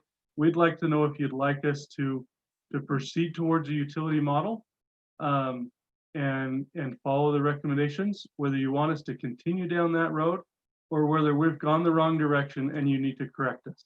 So we are looking for your direction. Where do you want us to go next? So do we need to make a movement or a motion? We could appreciate that. We could appreciate that. It's probably. So it's an advisory, it's not. Correct. We don't have a resolution that we're voting on. Correct. We could choose to work on this some more and develop some of the outline for the fiber master plan. I think there are policy issues that we got really deep into the weeds, like how you cut pavement to lay cable. I mean, that's how technical and deep we got into this in our weekly meetings. But we also have some policy issues that come to dealing with customers, fees, things like that. We talked about some subscriber that says, hey, I'm committed to Comcast. I just signed a contract with them for 18 months. Can you buy me out? So, we threw that out, but it's an unresolved issue. And, we may come up with something to mitigate that, because obviously we want to bring those potential subscribers forward. So, I mean, that's just one. I'm sure there's umpteen policy issues we want to Well, address. So, but we can wait for that. I can tell you where I stand and I can make it as a motion, or just tell you that I would like to see the advisory committee move forward in the direction that they've recommended. I think that they're very smart. I've wondered if they would like to look at having people throw down, a deposit. Someone mentioned that maybe they'd start build out based on interest for subscribers, so maybe that will get the public interested and talking, and then we can get the public more involved, because I think a very small percentage of the public has been following this. But if you say, hey, we're looking at this, I don't know, maybe a year out or however long it's going to take to start build out, we're going to build out whoever's the neighborhoods that are most interested first. Here's where you can throw down your $100 deposit. Then people will start talking, and we can get more public feedback and public interest. But I personally would like to see them continuing to move forward and not delay that. Mayor, may I ask, I can make this very specific for 4 specific requests, if that's helpful, to the city council. Number 1, the first request is, do we continue to pursue municipal fiber? The second request is, under the current recommendation, we're recommending the utility model. Should we continue to pursue the utility model, or would you like us to look at something else? Number 3 is with respect to the PPP. So we currently have an unsolicited public-private proposal from Strata Networks. Our recommendation is to continue with that PPP, but if you would like us to look at something else through requests for proposals, we would like to know that. And number 4 is with respect to hardship. So we did not explore in detail this concept of hardship and what percentage of users might fall under that. And that would affect the model and the plan in some way. So if the city council has specific input or to the city staff to perhaps gain additional information to refine what we're doing, that would be the 4th request. So those are the 4 specific. Well, one thing we talked about is instructing the city staff to sit down with Strata and negotiate the detailed terms of an agreement and come back with a draft that we can present to the council. I think that's probably the first step. I mean, what Strata has proposed in terms of monetary cost is something that's going to drive whatever rates we're going to propose charging. The other thing, we've talked about hardship and some other issues. I would probably defer to David and Tyler and say, it's something obviously we haven't dealt with, and I don't know what our policy is as a city when it comes to water and other city services. We probably want something similar, parallel, as far as a city policy. We probably say, what do they do in Roosevelt? What do they do in other service areas that Strata serves? So I want to defer, get some advice from them and have that discussion. So we've got a lot of these things to iron out. I'm kind of averse to collecting money without having some of these specifics nailed down, whether it's deposit money or anything else. I'm gonna try to follow Carrie. You got to help me out when we feel like the meeting's got to move along. You got to jump in and help me. I'm going to answer your 4 questions. That's why I was trying to think, what? Yeah, I can answer Kai's 4 questions right here. Maybe others won't do it, but Can you make it in a motion or something so that we can agree with you? Sure. Just outline it. Okay. I don't know if it's formally a motion. Yes to number 1, yes to number 2, yes to number 3, pursuing with Strata. And I feel like you've already adequately accounted for hardship in the model, given the percentage and assumptions that you have. That's where I'm saying. And I agree with Josh. I agree with that as well. I did think that it would be nice to add a mid-range between the basic and the 250, because I think there are certainly residents who would maybe not fall under hardship to not be able to cover the 10, but they would benefit for something mid-range, more like 100 meg, if they had, that financial need or whatever. Fine with that. And I just wanted to say, I've reached out to a lot of residents, and unanimously across the board, they supported the utility model. I have not had one person tell me they wanted this subscriber model. And I've probably talked to 100 different residents this week. That's my experience too. And I think that might be why we're not hearing a lot of noise from the citizens, is because they're in favor of us. They're just like, so when is this going to happen? So I'm with Josh and Christina, and yes, yes, yes, keep moving forward. I like your recommendations. Do we Okay. need to get a second opinion from another group so that we cover our bases as a council rather than just going down one road? That's why we have the technical experts who've been down the fiber road. That's also the utopia that we covered. We Yeah, covered we did Utopia. three models we looked at. I also know that Ryan has a connection with other city managers who've gone down this path. One of them is American Fork, who's embarking on a similar parallel path that we are right now. I think their population, what did we find out, 33,000, something like that, bigger than ours. About 4 times the size, 3 to 4 times the size of ours. And also, the previous council spent months and months and months also looking at options. Well, the only option we considered was Utopia at the time. Brent Freese is on the previous council. I invited him to be here tonight if he wanted to hear this discussion. Brent, you're welcome to take your mask off and be heard if you'd like. But My only question.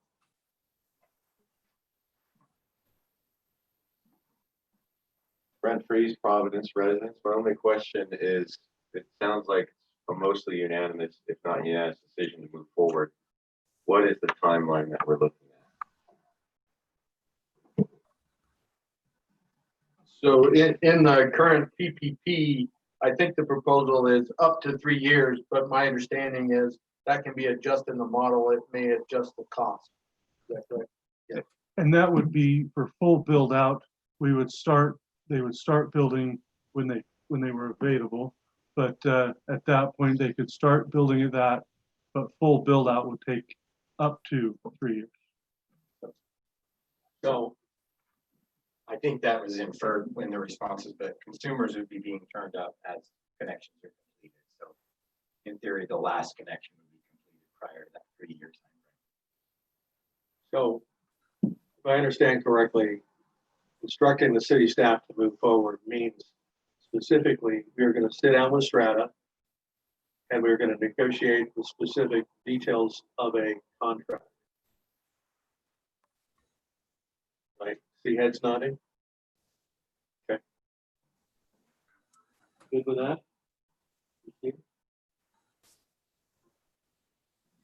All right. What else? Good discussion. I think that takes it. We'll proceed forward and we'll let you know back. So So, and we meet Tuesday. we'll meet Tuesday and we'll discuss this, and then we'll continue to move on with our technical advisory. I imagine between now and the next council meeting, we got a council that wants to see some progress for the Contracts take time. next month. Yeah. It may not be everything back before there, so, but we will work on it. Okay. Council, we good? Can we move on? All right. Excellent. Mayor, did we skip the public comments? Or did I just step out during that time? I guess we skipped it. Thank you for catching. Have anybody written down? Scarlett, do we have any?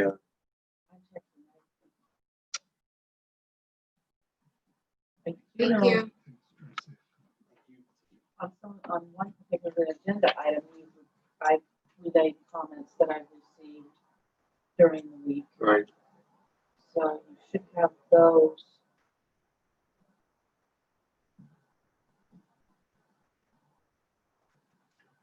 I actually do have a comment on an agenda item, on agenda item number 5 that just has come in.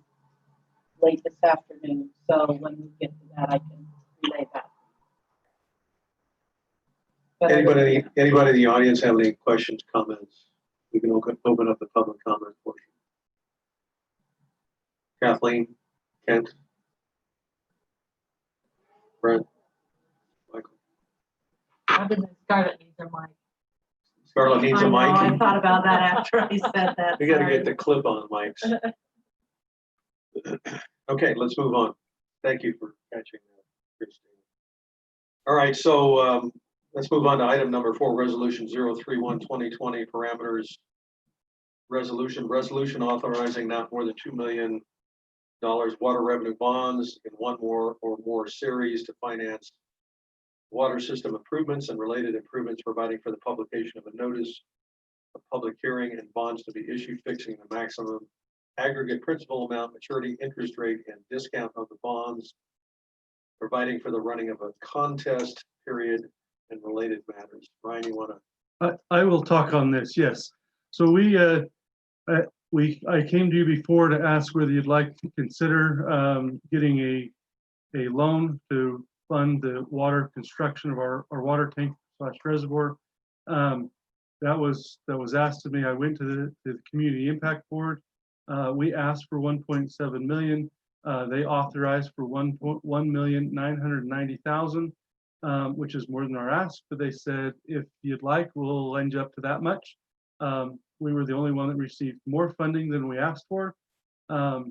We also were given a 1.5% interest rate, which is what when I presented, I said we'd get either a 1.5 is what we'd hoped, but we could get as high as 2.5. They did give us the 1.5% interest rate, and they also their process is a multi-tiered process. You come, you beg in front of the board. They bless you with their decision, and then you come back a month or two later and they total up all of what they have and they go back through the awards and say, yes, we'll award you, or we'll award you, and we won't award you. And so it is a step process. They did, for us, suspend their rules and fund us immediately. So we did not have to come back for another round of meetings and that. So I think we did very well in our presentation. Our engineer was there. Mayor, I think you were on the call. So I think that went well. It is standard to round it up for the amount. We don't expect to take the 2 million. We will bid this out. We'll take the amount up to our construction amount and the cost that we need. But a parameter resolution gives you the outside parameter, and this isn't the bond resolution. That will come soon. But this is the parameter saying we will borrow up to $2 million on a project, but this isn't actually authorizing the bond yet. We will come back and ask for the exact amount when we need that and when we come to close. So this is authorizing parameter, meaning the top, limit. correct. The other thing is the mechanism is that the CIB buys the bonds from us. This is not a bond offering that goes out. No, that's correct. This is the CIB lending it directly to us. We don't have anybody else to sell to. You don't have bond. We have a bond Bond counsel to write up and draft the documents, but their price to do it is much less than if you had to take it out to a open market. Well, we don't have to go to an open market. We have a buyer for all of our bond up to the 1,990,000. Correct. So this is just a parameter resolution. I'll ask for a motion to approve the parameter being the maximum amount of $2 million. I'll make a motion that we approve. Are you ready for this or not? Is it ready? Yep. I make a motion that we approve the parameter resolution 031-2020 to authorize not more than 2 million for water revenue bonds. I'll second the motion. Okay.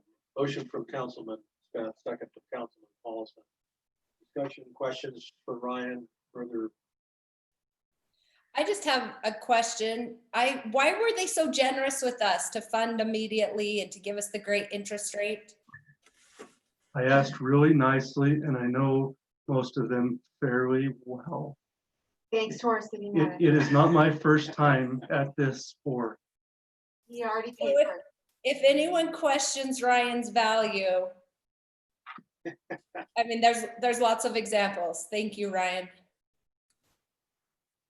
Yes, thank you. Thank you. Thank you very much. Any other questions? Further discussion? No? All right, can I call for a vote? All in favor of the parameters resolution? Aye. Hi. Unanimous, thank you. Item number 5, resolution 033-2020, annexation for petition for further consideration. Providence City Council will consider for approval of resolution accepting an annexation petition.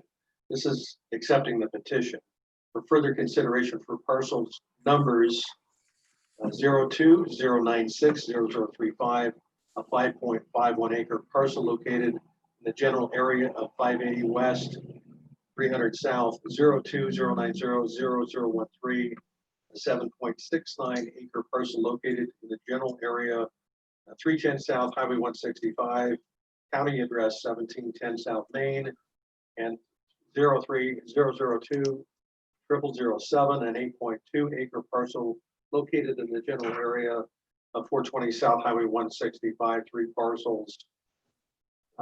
We'll go into further discussion. Do I have a motion on that? This is to accept the petition. This is not to accept or approve an annexation. This just accepts the petition so that we hand it off to the city staff, which would be our city engineer, our city attorney, city manager, our city office services administrator, our fire marshal, to provide input back to the council so we can make a reasoned and informed decision about the annexation. So it's just approving the petition to be accepted. Understand that? Just Mayor, Hold on. but just a point of something that the council should consider when they do this is whether or not it's in your policy, annexation policy plan, and it is. That's just something you should note whenever you have an annexation. That was it previously included in your policy annexation plan? So anyway.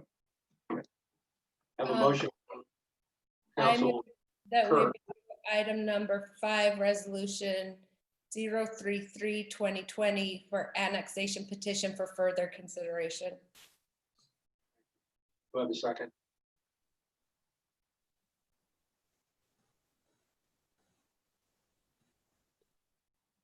Nobody wants their name on it. Do I have a second? This is not a vote on the annexation. Vote whether or not to consider the petition. Do I have a second? I'll second the consideration, but I want to discuss. Yeah, I want a discussion too, but I do want to move forward. Second from Councilwoman Sealer. Discussion. Scarlett had it. Why don't we let Scarlett go ahead? There was a comment that came in. Well, I want to clarify a couple of points that have been I bet said, you but I guys want to make speak sure that louder. I want to make sure that people understand. You can't assign, oh, sorry, that's not what I wanted to make sure you understood. You can't assign any zone or annex any property tonight. All you're doing is giving the staff the okay to, and particularly that the city recorder and the city attorney to work with the county to make sure that the annexation petition is correct. And then once that's certified, we go through a series of publications, and then you hold another public hearing prior to actually deciding annexation. So really, all you are saying tonight is you're willing to have us look into the petition. You're not making any commitment that you will annex or that you will assign a certain zone if you give us a go-ahead. You're just saying, Charlotte, get with the attorney, get with the county, and make sure that the developer has given us, or that the petitioner has given us the adequate information we need to move forward. Scarlett, Yes, Brent. question for you. I want to know how vested we are becoming by authorizing you to move forward. If he starts investing, and I would think that this is going to cost the developer some money. Are we giving him a hope by his investment of money that this is going to move forward? Are we going to be thrown back? Well, you took my money and therefore, you're going to act in my behalf. I just wonder how much investment we're going to have in this if we give this authorization. There's no vesting with this authorization other than you're authorizing the staff to move forward and look at the petition. It may come back, I don't think it will, but it may come back that the petition doesn't meet all of the requirements, and then we wouldn't be able to certify it, and then we wouldn't be able to move forward with the annexation. So this is just saying, staff, start doing your homework. If it does certify, if the petition is accurate, then we post it so you can get a whole bunch more feedback from the public before you are required to make any decision. There is no vesting at this point whatsoever. This is just, now you could turn it down. You could say, we're not ready to annex any of that area at this point. You can do that, fine.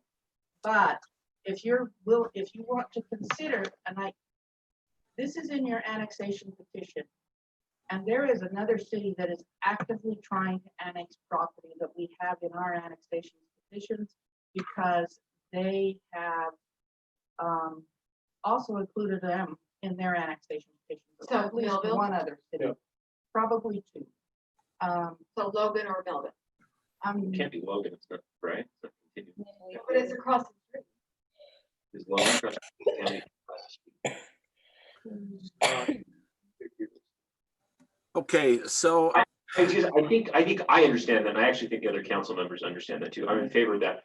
My only request would be as we put this in here, I think there might still be some misunderstanding in the community based upon the number of emails that we got Right. on this. So I would actually just request that when we do the minutes for tonight, that we make this really clear, and that council members, as they express their opinion on this, make it clear that we're just considering the proposal if we vote yes. Just let's make it clear in the minutes so there's not misunderstanding in the community. I'd hate for community members to think, oh, an MFH development's going in there, Right. and I'm not committing to that tonight. I think there's other council members that feel the same way. No.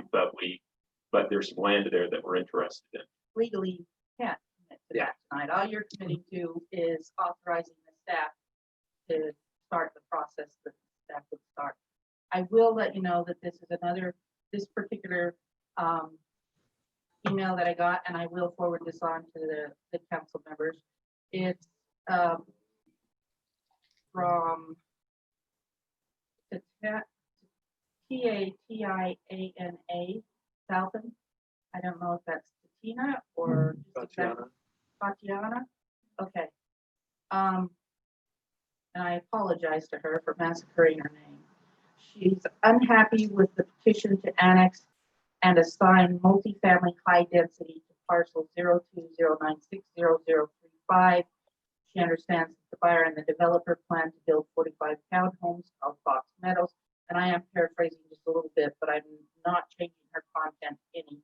We are already surrounded by a number of developing townhomes near 485 West, 100 South. Because these townhomes are still going up, we are uncertain how much more traffic this will be increasing in our neighborhoods. This includes Providence Gateway condos, Century 21 Ridgeview townhomes, Champlin development, a 55 plus community Ballard Springs, Providence Meadows, and the proposed Fox Meadows townhomes. I'm not sure where Providence Meadows I know of is a single family community that is. It's right over there. Yeah, and so I don't know if that's what she's referring to, because it's not a townhome community, but it is a He's single just family. saying it's more traffic. Okay. We live in a wonderful community with lots of little children. This higher traffic is an endangerment to all of them. Already the road isn't wide enough to sustain the amount of traffic we currently have, let alone acquiring hundreds, if not thousands more people. On top of that, there isn't an totality is too many. Our area currently doesn't have public transportation to help alleviate some of the traffic. The Cache Valley Transit doesn't currently have a route in this area. Last year, there was a fatal car accident at the intersection of 300 South and 165. The driver was killed and the passenger, our friend and neighbor, sustained multiple injuries, serious injuries. We don't want this to happen again, but with the increased traffic from the development proposed, this will only be a matter of time before it happens again. While I understand how great the Providence community is and why people want to live here, I don't feel that this proposed area should be another high density housing district. Please consider it. Please consider an alternative. I'm sorry. Please consider an alternate zoning for this area to prevent high concentration and traffic and to keep the community safe. Thank you for taking the time to listen to my concerns.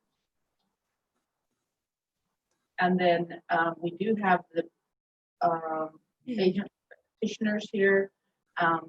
Ted Dunkley, if you want to ask him any questions, I think it's important to keep in mind 2 of the 3 properties are requesting a couple other things. Brian talked about making sure it was in the annexation policy plan, which it is. We also look at the general plan, and if they're requesting a zone that the general plan has already contemplated, then we don't take it to planning commission. We just say that's when planning commission got to give their recommendation. You accepted that recommendation. 2 of the 3 properties are requesting commercial highway district. On our general plan, all 3 properties are actually proposed as commercial highway district. So if you could give us the go-ahead tonight, in the meantime, along with certifying, well, once we make sure that petition is accurate, then we will also schedule a public hearing with the planning commission to consider a recommendation for a zone change, which is different than what you've already approved with the future zoning on the general plan. That's just on the one parcel. On the one parcel, yes. So there'll be, I just really want the public to know this is just a beginning. This is no vesting, no guarantees, just a beginning, and there will be more to the public process as we move forward.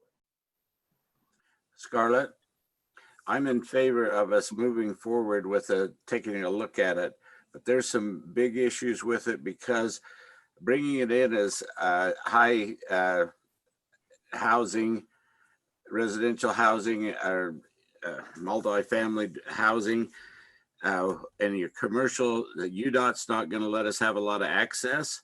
We've got the slough that comes down between there. How are we going to do the Ollie Low corner, make that commercial?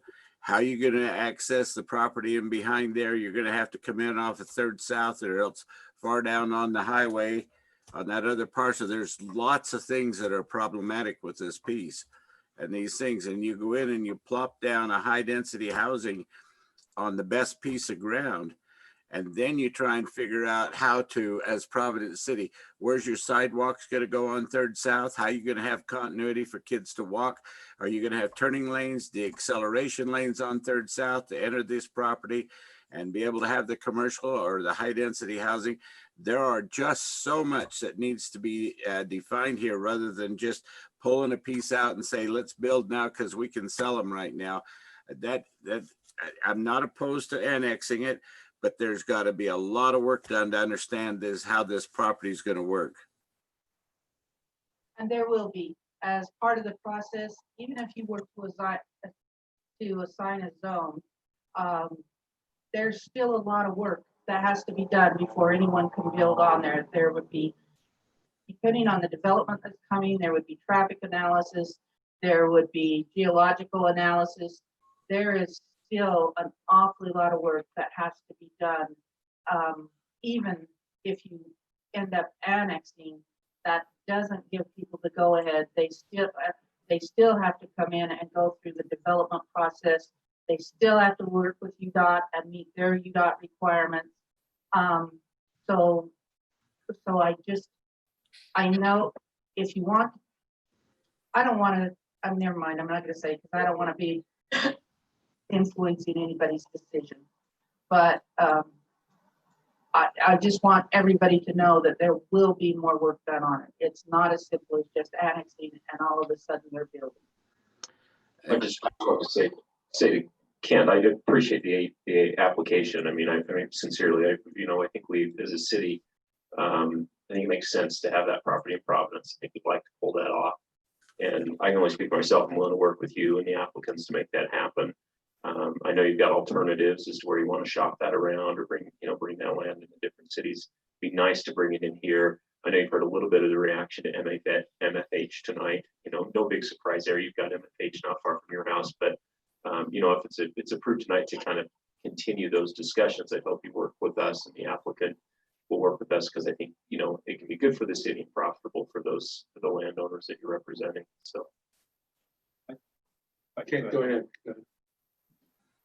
I agree completely with Brent and with Josh, and the multifamily high is a big concern, but I feel like it would be a great pieces of property to add to Providence.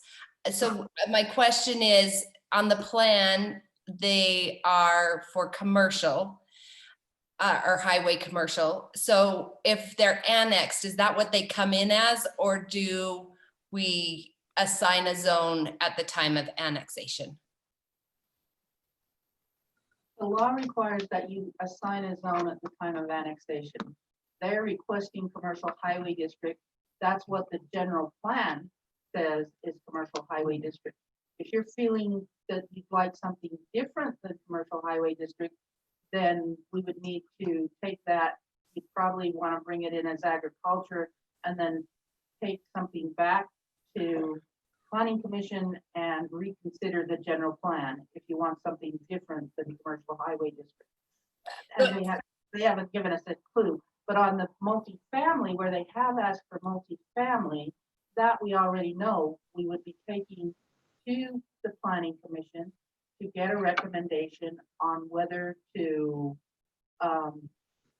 look at multifamily or whether to stick with the general plan.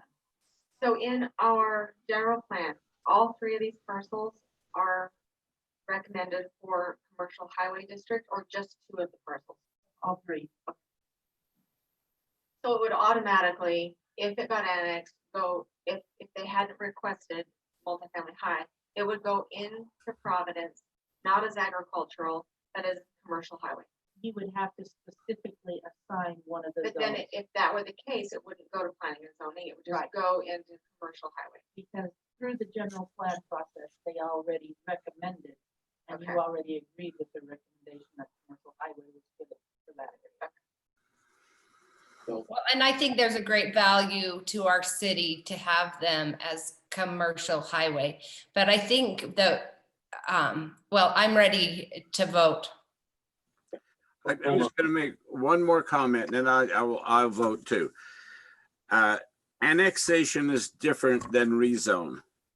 If you bring it in as agriculture and rezone, you're subject to the zoning laws that apply to what the zone is you're changing it to. If you annex, you can take a look at offsite improvements that need to be taken care of rather than having those dumped on Providence City, such as maybe acquiring a right of way for children to walk with a sidewalk on offsite.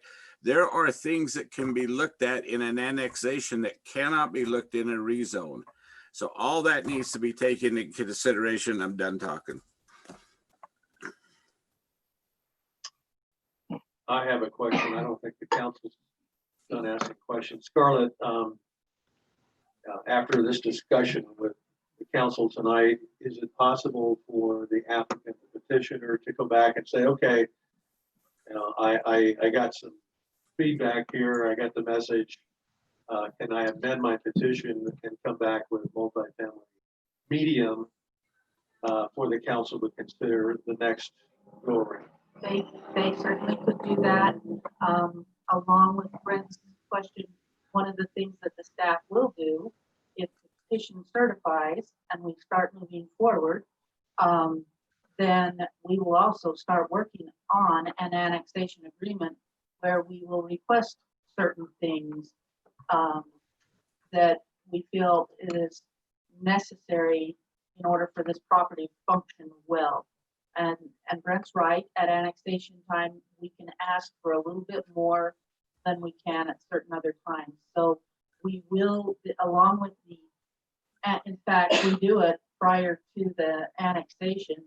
We present the annexation agreement. We work that through with the applicant, but we present the annexation agreement first. Because if you don't like the annexation agreement, you're not going to want to annex the property. So we present the annexation agreement first, and the annexation agreement is conditional upon the annexation of the property. So you definitely will see and be involved in what we're going to require, if anything additional, if our studies require that they're going to have to put in a deceleration lane or something like that. You would see that as part of the annexation agreement, which is separate from the actual annexation. It's referenced in the annexation ordinance, but it is a separate document. It's recorded with the annexation ordinance, but it's a separate document that you approve by resolution. So what Scarlett is saying, there will be two agenda items. One is to approve the annexation agreement with all of the terms, concerns, and everything that we as a city want the developer to assume. Correct. The second thing, and we vote on that, the second is to consider the annexation and zone assignment itself. So it's a two-step process, two agenda items in the council meeting. Yes. Kent, I'm sorry. You got, It's okay, you I'm wanted making to, notes. yeah. I'd like to clarify that the developer, I'm not a developer, but the development is regarding 5.51 acres, not 22 acres or something like that. The Lowe's, if you remember a month ago, I canceled my application because Kathy Furman, whose family owns all of that property, said, why not? Why don't we participate in the annexation? I'm not aware that they have anything in the works other than they see the value of coming into Providence City. And so I don't know anything about the other two parcels other than they're on the highway and they're on 300 South. The 5.51 acres is the only property that I'm working with the developer on. And if you want an answer tonight, he would be more than happy with medium density. So the 5 acres, what's that parcel? 5330035, I believe, Okay. is the furthest east property. Yep. So medium density, he asked me to apply for high. We've had correspondence since then. He would accept medium density. What about single family? Single family high. He would like to build townhouses. I don't know what the zoning would have to be for townhouses. That's They would, multifamily, but I'm just saying. if we can build townhouses in single family, and I don't know. if No, we you can. can't. What I'm suggesting is single family high, meaning small lots. Small lots like Champlain's. Or like Brookside. Brookside is 6,000 square foot lot. Unless That's it came single back with family an high. ED or At something. this point, I would have to say townhouses because that's what he asked me to do. That's what the application is about. But he has changed to medium density. That would be acceptable. But again, the development is only on 5.51 acres, not on the balance of the property, which is fronting the highway. I think there's willingness to talk and kind of work it out. So I think we could take a vote. It would be my opinion. I think those details can be hammered out when we actually are considering. And I it. understand So- you're not voting on That's accepting right. the project. Yeah. It's just, do we continue with the discussion?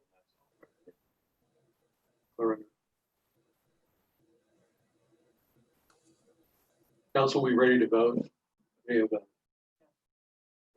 motion on the table. Any further discussion or questions?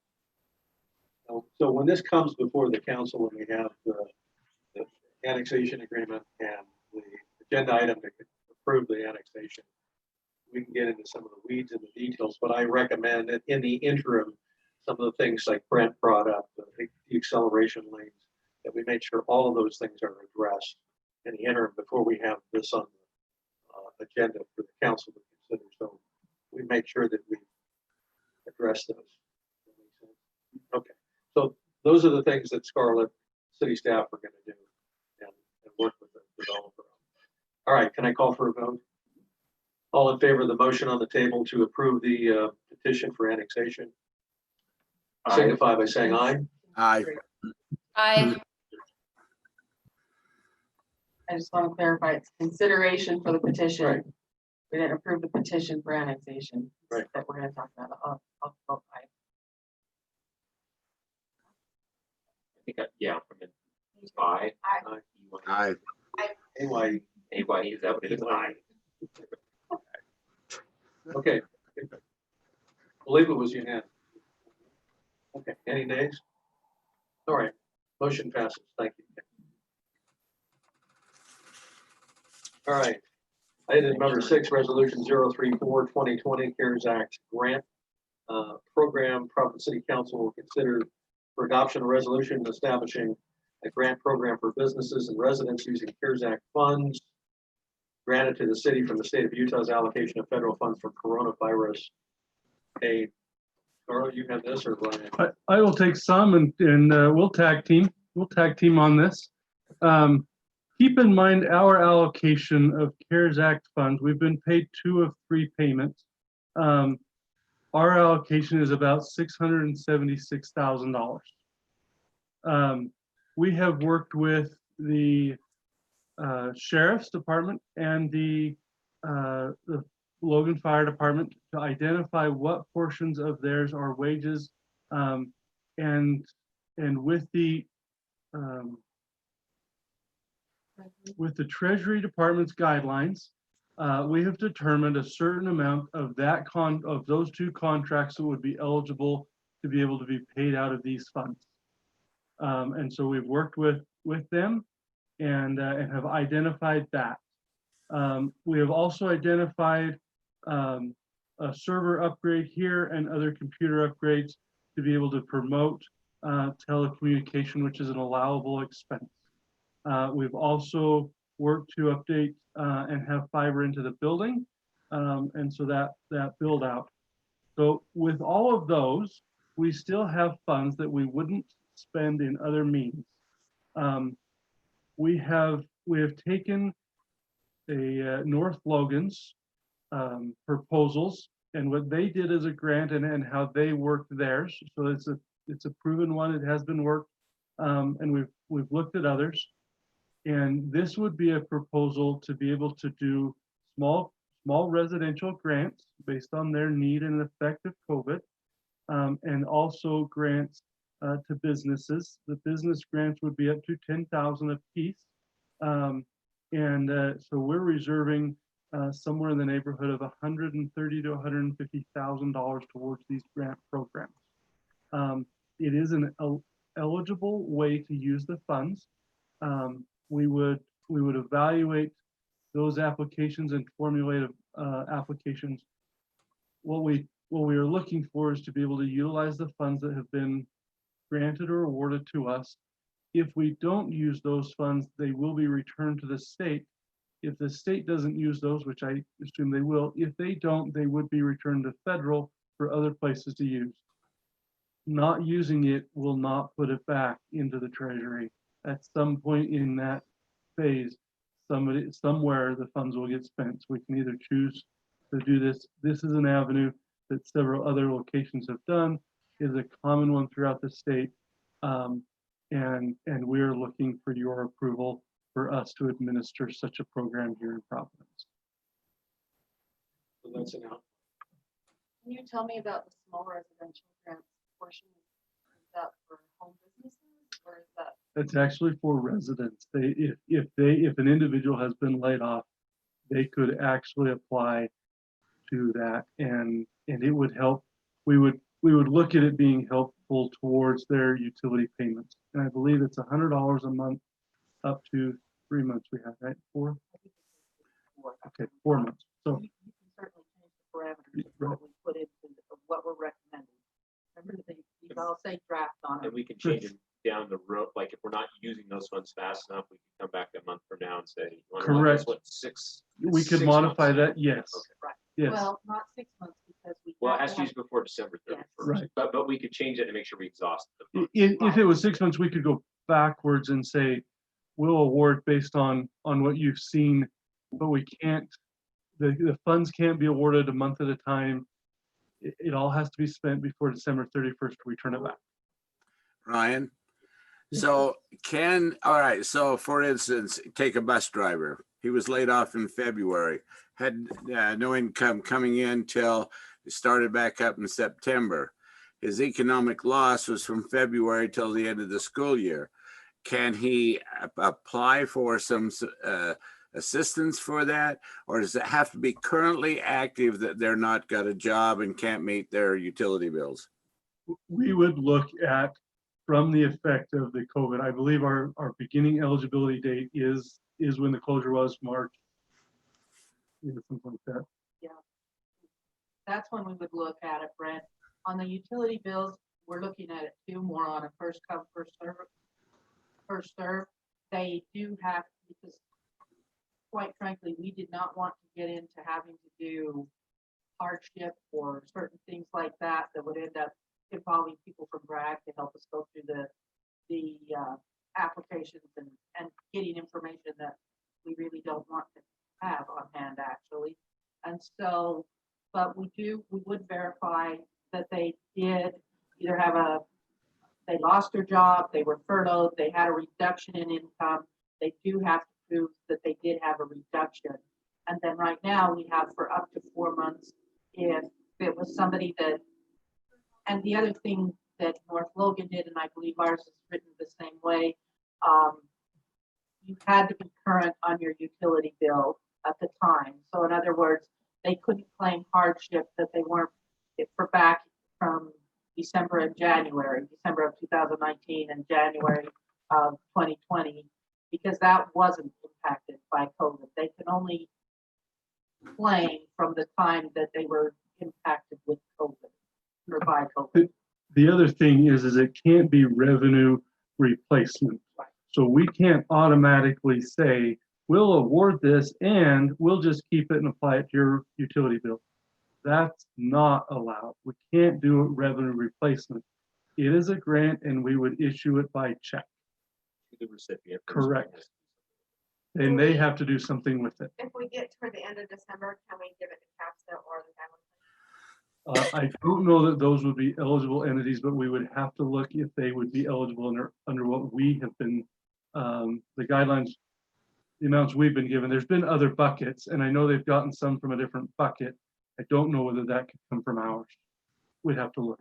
I don't know that. And you'll have to itemize what.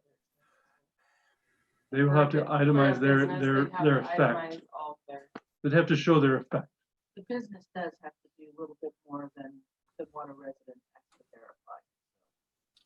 I'm in favor of moving forward with it to allow people to have that option to apply for it. Those that think they can qualify, but bless your hearts, you're going to have a challenge figuring that out. But yeah, I'm in favor of giving the citizens the option to be able to apply. There's some who probably have a dire need, and that would be worth doing. So I would make a motion that we approve. Can I do that? Who screens the applications? The city staff? City staff would do that. You're charging city staff with such a program. Okay. The city get reimbursed for city staff administering this program. If we dedicated a city staff to the project, we could, but we don't expect that would be the case. The experiences in other spots is not a lot have made application, although they make it very easy to do so. The response hasn't been in most places extremely high as you might think, but well, we might be I here. think people don't know about it. So we can promote this, put it in the newsletter. We can. We can get other. I think we're going to get a lot. The phone ringing a lot. We're going to have Jesse and Esther and April answering the phone. We'll have an application they can fill out. CARES Act questions. Does this qualify? Doesn't it? And They'll What's fill out the answer? application Come in and we'll fill out the review it. application. Is that online? Are they filling out? I think we paper? could put the application online. I don't think we have, obviously we haven't yet because it hasn't been approved, but we could do that. Sounds like there's a lot of moving parts. There'd be a lot of moving parts. Brent had a motion. Do I have a second? I'll second it. Second from Councilwoman Act. Further discussion, questions? Can I call for a vote? All in favor? Aye. Aye. Aye. Any nays? Motion passes unanimously. Item 6, the resolution for the CARES Act grant program. Thank you. All right, let's move on. Item number 7, resolution 035-2020 personnel policies. Providence City Council will consider changes to the personnel policies and procedures manual. I could work on that one as well. You want to give us an outline of it? And then Sure. So at this point, if you'll remember, 6 months ago it came, we added several policies. We brought them into line with we did an audit of all of our policies and what might be missing. At that time, I indicated there would be some fine tuning and we are looking to just fine tune a few things. We were, I believe, 90 to 95% complete at that time, but I did say there was a few things on this one. So there is a couple of changes. One of those, we noticed vacation accrual. We were, as I surveyed over 50 other cities, we were the bottom in the accrued amount of pay of PTO. And so this does bump that and it puts it into tiered categories. It is one of your few benefits that you award based on longevity. Most benefits are not. We have put in there that if it creates a negative impact to the city, the supervisor can hold that until we can mitigate impact. We don't want people to take time off that would negatively impact or severely impact the business that we do. There are a few other ones. Yeah, go ahead. Really quick on Yep. it. It's one thing to remind the council is our PTO is inclusive of both vacation and sick day. I had a question about that because the PTO. policy manual, it might just need to be changed. It uses the language sick leave in there later in that policy manual. It creates some confusion. So that was my question. I'm wondering if. Yeah, sick leave isn't, but you can use a sick bank. And the sick bank is something you roll Yeah, from I'm just PTO saying into the bank. language sick leave is used in that manual. I think that We needs to be can modify stricken to that. just have that be PTO. We will look at that. Thank you for that catch.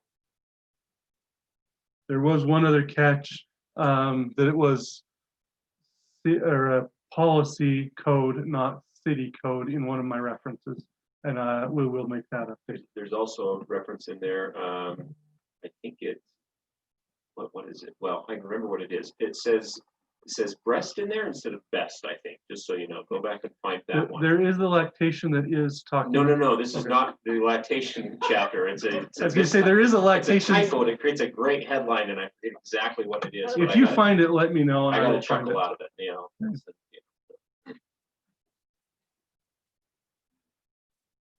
Okay. So we got an outline of this resolution from Ryan. We have a motion on this? Or do we want to see the corrections first or? We can go individual ones. We can, if are we you've good? had Do a we wanna chance go to through look, this? we can go through however you like. I have a question. And Ryan heard from me earlier. I mean, I didn't have a chance to read all of this because we had a lot in our packet and a very short time to go over it all. That's a whole other story with me. Okay, when we hire an employee, we do a drug test, right? Okay, do we or are we allowed to do drug tests periodically for employees that are already hired or working here? Yes, we would And have drug after tests for UDOT for, Sensitive safety Right. positions and UDOT, CDL drivers. But we only, could do suspicion, reasonable suspicion. only that. We don't have random drug testing for just employees, or that's maybe not allowed or unconstitutional. I don't know, but I mean, I would think it would make sense. We can, it is safety sensitive. So if they're working CDL, those are standard. And if there's reasonable suspicion, a supervisor can call for it at any point. And it addresses that. And we do reasonable suspicion training. So our supervisors, we have the trust common and our supervisors sit in on that training. Even our supervisors that don't have CDL drivers under them, so that if we just have an employee that's not a safety sensitive, but we feel like reasonable suspicion, we do have that annual training for the supervisors.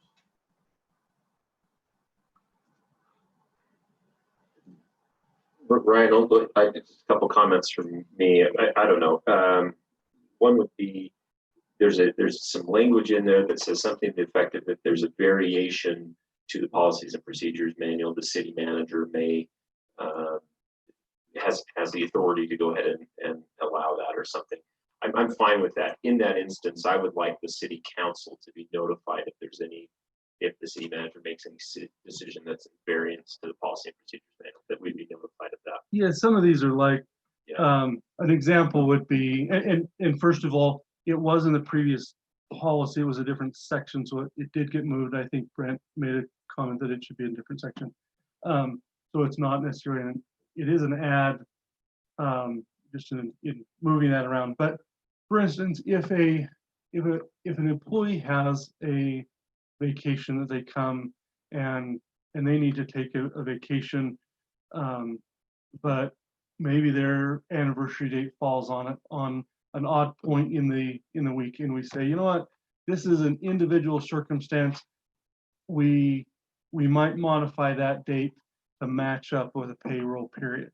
So the exceptions are really to speak to individual. We understand that we operate with individuals, not that they would be modifying and changing carte blanche. It is trying to say we manage individuals, and there might be an individual circumstance that needs to be addressed that isn't considered in the manual at a rigid. Maybe we need to modify something at that point. But yeah. Yeah, and I don't feel the need to be notified of those. And I think let that's me be what's clear. I called. think you're a man of impeccable integrity. So I'm not. But just to avoid, future. Let's say someone got in your chair and then we had a problem, and they had that ability to do that. I'm trying to figure out what protection we can have as a council. If there's a city manager says, oh, it's okay for you to go ahead and hire your daughter, and that's clearly in violation of the nepotism policy. I think the city council should be notified of those. I agree on those. I think the intent is for those that because we manage a people to have something so rigid, we just don't know all of the things that happen. We need to be able to have some flexibility because it's people. So. I just had a question that kind of maybe Rob can answer. It's about public works, but where it talks about on call, that there's only one person on call for a week at a time. How does that work when there's like snowstorms in the middle of the night and trees blocking roads in the middle of the night? Multiple phone calls. Only one person can respond till we're in working hours, but No. We have a waiting to be engaged on call system that everybody's part of. And so it's a rotating system. So there's currently eight people in the public works. They rotate through that. So for 1 week and every two months, that person is more or less on our automated system. So if you look at our website or you call the city office, you'll get directed to that person's phone number. They are the on-call person, and so they got to respond to within 20 minutes to whatever emergency situation gets called in. Most of the time, they immediately call me as well. 911, it's kind of a different situation. They always just call me directly. And so usually I'm involved in pretty much any emergency on call that occurs. And so there's two of us that are more or less in the loop at all times. Now, Will you speak into the mic? it is a pretty limited staff, and so there is sometimes little quirks when it comes to say if there's an after hours water leak, and for whatever reason, part of that water department is on vacation, out of state, out of country, whatever. We recruit other departments to come in as well, because you do get paid overtime if you do come in after hours. So as an example, when we had the wind fountain, we also had water. You were here at 3:30. Mayor, Mike. Correct. So I came in at 2:30 a.m. and by 4:30 I had dispatch calling me constantly wanting assistance. So I called in Jason, who's our streets guy, and Gerald, who happened to be the guy on call. And so I had three of us until By 5 o'clock. Yeah, correct. And so you more or less, you work as a team and everybody understands you need to be a team player. We have some great employees and they answer their phones because they don't have to when they're not on call. But snowstorm is a great example of that. Very rarely do you have somebody who won't answer their phone at 4 a.m. and come help out. And so the fact that we have good team players makes it all work. I thought there had to be a way that it worked, because the way it was written in the manual, I thought that doesn't work. Thank you. So can I make a motion? Does someone make a motion? Sure, we can make a motion. We're ready to make a motion. I'd like to make a motion that we adopt the revisions to, I make a motion that we approve resolution 035/2020, the city personnel policy. Second. Motion from Councilwoman Peck, second from Councilwoman Seeley. Further discussion, comments? I call for a vote. All in favor of approving the change the personnel policy manual, signify by saying aye. Aye. Aye. Nays? Unanimous. Thank you. All right, let's move on. Got three legislative items. Council reports, legislative item, ordinance 008/2020 rezone. City Council will consider an ordinance changing the zone for parcel number 02-212 0004 02-212 0005 02171 001 from commercial general district to mixed use district located in the general area of 265 North Gateway Drive at 565 West 100 North, containing approximately 7.89 acres. We had this for the council before. We can discuss this further. Can I call for a motion just so we can have that discussion and consider it? I'll make a motion that we consider ordinance that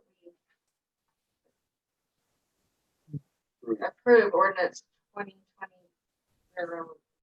008/2020. Okay. Motion from Councilwoman Peck. Do I have a second? I'll second that. Second from Councilman Paulson. Further clarification, discussion, Carlin, anything that you went over this before. The developer agreed to petition for a different zone. The last time it was multifamily high. He came back with mixed use, which he had gotten some feedback and said that might be acceptable to the council. So that's where we're at. Anything else we need to add? Just a couple of things. This did go through the planning commission process, and I actually was not in that meeting. Can't hear you. I got there late because I had to zoom in because I happened to be in South Carolina. I took a few days off and it just ended up that Ryan and I knew that one of us was going to miss a council meeting and one of us was going to miss a planning commission meeting, and it ended up that I missed he made it for the council and I missed the planning commission. So anyway, it worked out good for both of us. So Yes, it was good for her to be able to take a vacation. So we should be happy that she More was than able one to. day. So anyway, They I did would- recommend this. they did recommend it. Yes, it is different than what the general plan shows, because the general plan, this was already zoned commercial general district. The general plan, the map for future annexations and zone changes did not anticipate this would be changed. But the planning commission went through the steps. We don't have to necessarily amend the general plan in order for you to do this. They went through the steps. They're bringing it to you with their recommendation for mixed use. You have the option to follow their recommendation, or you have the option to deny the request. A zone is not, a zone change is not, if they meet A, B, and C, you have to give it to them whether you like it or not. A zone change, you can look at it and you can, the council can decide if this is in the best interest of the city. And if you don't feel like it is, you don't have to make the zone change. But if you feel like this is a good way for this piece of property to move and develop in the city and create a good product for Providence City, you can certainly go ahead and approve the zone change. But if you want details on their recommendation, why they recommended that type of thing, Chairman Kathleen Alder is in the audience and she could speak to that. Question, Scarlett. As I read through MXD, I think is what we call it in the thing, MXD last night. 39 units per acre is what I understand. That's with the density bonus. Is that right? The 30%. Correct. So it was not clear to me what it is without the density. I was trying to do the math in my head, and I could probably do this. What is that 30% less? Well, what is the actual density without the bonus? I don't remember. It's I'd like have to do it the doesn't math. really say. It It was doesn't say. so I think it's somewhere around 30. Well, let's see. I don't know. Without the density bonus? Yeah, there you go. You know, first. That would probably be about It's about 34, You Yeah. said 30% bonus. Oh. So it's lower. It'd be oh yeah, well, 26 units an acre. So I would love to hear Kathleen's recommendation. I mean, I would like to hear what the planning and zoning discussed. I value the time that they put into researching things and just want to know how they came to their decision or their recommendation. I appreciate the opportunity to let you know what we went through. They came, this is Kathleen Alder, Chair of the Planning and Zoning. They came to us and wanted to do high density housing in there. And we looked at it and it's all surrounded by commercial district. And it's right there on in a commercial area, and we didn't think that that was a good use. But they came back with a mixed use, and that means they can put some business in there as well as housing, and it's medium. Is it go to medium? But it doesn't matter. It's mixed use. It's mixed use. 39 units per acre. if you, If the bonus. yes, you have to, depends on your design, if you get to use that bonus or not. If you do a vertical design, Vertical restore. then you get a bonus. If you are gonna spread it out and use more green space in your, or, you know, eat up more green space with buildings, then you lose that density bonus. But they have that option. either They way. have Once that it's zoned option. MXD, Right. The first plan they brought to us had, there's water on that, there's marsh land, which the Army Corps of Engineers probably won't let them build over. So there will be some landscaping and so it'll be nice back there. But we kind of felt like if we turned it down totally, what else was gonna go in there, and could possibly Logan come along and say, we've got a development there where the gravel company is. We'll just scoop that in to Logan, and then we lose all revenue from it. Can they disconnect like that? They're in Providence City They're right in now. Providence City, they can't disconnect, but It could they make could that a make parking it lot. difficult for it to develop Providence City's advantage. And so, But they can't disconnect from the city. no, they can't disconnect, not without the city agreeing to it. So Kathleen, was the decision reached more as a compromise, or did the planning and zoning feel like it was the best option for that piece of property? Probably the best option for that piece of property, just because of the odd nature of it and what it's surrounded by. and what else is in there. You know, we looked at all aspects of it. Thank you. Thank you for the work that you do on that committee and for all of you putting time into making these recommendations. Kathleen, is there a requirement of a certain percentage of sales tax revenue producing type commercial, or can it be business, like a business commercial? What are the parameters on a mixed use? What percentage housing and commercial? 20. 20, and Scarlett's gonna chime in if I didn't, but 20% office, 20% retail, 20% residential are the minimums. So they have to divide them out. That's the mixed use. You have to have a mix between at least those three. And it's kind of difficult because I've seen other places look at that mixed use, and it's difficult to get those percentages, but they must feel like they can bring someone in that can do that. Can we make 20% a fish pond where that low spot is and for the kids to fish in? Sure. You know, that will be up to them. Now we're up to 80%, so that's pretty good.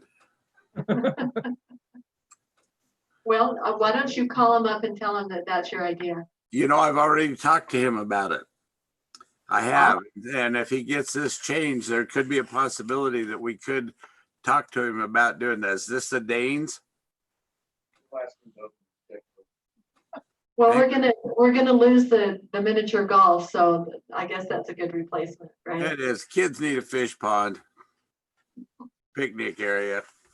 It'd be in their best interest to make use of that water feature that Oh, they absolutely. can't build on anyway. And I think that in the first plan, they were planning to make it a feature, but we haven't seen anything else, but yeah. Sounds like you guys have done a great job. Appreciate your time and consideration for this. Thank you. I might ask about the access to those parcels because two of them back onto the parking lot of the movie theater. So what is the access point for those? The road? Well, their application that's included in our packet has clerical errors. It doesn't list all three parcels. It has a redundancy of one. I saw that. And it's listed as two different. Actually, three. Well, there's three parcels, but Right. one of them isn't listed. One of them is listed twice, and it's listed as multifamily, high and mixed use. So I talked to Ryan about that. He said it was pretty much their intent to do the whole thing as mixed use, but if the one parcel that was listed as both multifamily, high and mixed use it backs on, well, it cuts through the creek. It's the left. It's the bottom left one. That one. Yep. How would residential housing units be accessed on those units back onto the parking lot? Because those aren't streets. They would go through the parking lot is one access, and then there's They another use the one. parking lot as a street. Well, there's a street on the. Both of those west end of it. parcels have a right of way to them. through Springfield. Right. They have utilities set up to them and right of way through Springfield to those parcels. And it is Spring Creek Village, that development there. Yeah, so Yeah. there's a right of way The right theater. by, there's a right of way right by the theater that goes into and a right of way on the west side.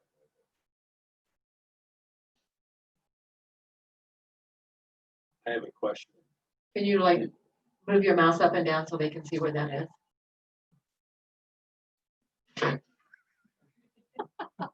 Stop it. Where would you like me to So- move it? I guess that road access point off Gateway Drive, is that a road access point on the north side of the theater? So there, So there's already a road that goes past there. That really, The one that goes by, that what by used to Little be the, Caesars and past that, so the road that goes by Little Yeah, Caesars is yeah, a that private holistic, road, right. help place. and right of way dance access. studio. to the property. That's, But then they would also, That's they can also considered a go road. through by the It's a theater private too. road. that's considered a road, even though right now it feels like it's. Those, Is that built as a road? that road, yes, Yeah, it's a it private was- road. and they do have cross easements across there for access parking. that type of thing as part of the development. Those two parcels are still part of that development. They're not amending that subdivision plat. They're just changing the zone. of It was those a two parcels. it was a subdivision where the funeral was, that was, Yes. property was subdivided. So Scarlett, I have a kind of a fundamental question. We have 3 parcels here. Yes, Can this be considered as one development, or does each parcel have to have a component of both residential and commercial in each of 3 of them? no, they can bring it in with their design work. They can utilize the property to the best as long as it's all in that development plan. And now when we do look at certain things, when they do phasing, we look at certain things on making sure that the phasing has enough components that, like, they couldn't come in and just build the multifamily and not ever come back and build the live work units or the retail component or the office. We do look at that during the actual development, site work development, site plan. We will look at that and make sure that phasing wise, they meet the requirements. But no, as long as they're doing it all together, they can use all 3 pieces as one development. And it's 2 different owners for those 3 pieces. So second question, we've visited this property and looked at it a couple times before. There are a couple of, I don't know what I call them, they're little pieces of property, and when you click on them, it says the city owns it. There's one that's a semicircle there, and there's another one just to the south of that. What we haven't talked about or addressed is what the disposition of that property is. If the developer is interested in acquiring it, the city's going to abandon it. Are we going to allow access through the city-owned tiny little parcels of property? You see what I'm talking about there? Click on that. This one won't because. That'll be the it's- dog park. This, this would be the road, or at least it is similar to what you would see as a road dedication as a cul-de-sac. This one is, I'm not sure how the city acquired it, but acquired it obviously in a different manner. The cul-de-sac which shows there was the original before Gateway came all the way through, which came onto that piece of property. Right. The corner, the little piece was originally part of the piece of property. And then when the road came through, they abandoned the cul-de-sac and picked up that piece. So the city owns just one of those 2 pieces or both? Just No. the little triangle piece there. We didn't abandon the cul-de-sac. They needed the cul-de-sac for frontage. That's So why it was a it's trade. I don't know if it was a trade or if we acquired it just because we needed. I don't remember how, just exactly the details, but I do know they needed, in order to provide for a little bit of frontage access into that there. parcel. That's why the cul-de-sac stayed like that. So do we do lot line adjustments? That will depend on what the developer comes in with and how he feels like he best needs to. And then the city would need to look at what they wanted to do as far as vacating or working with the developer. But we would not want to do something that would jeopardize the frontage. If there are, we'd have to look at the commercial code and see what kind of frontage requirements he needs, because we wouldn't want to do anything that jeopardized his ability to develop without frontage. So Can I ask about the live work units? Because I saw that brought up on a different development. How does that work in a mixed use?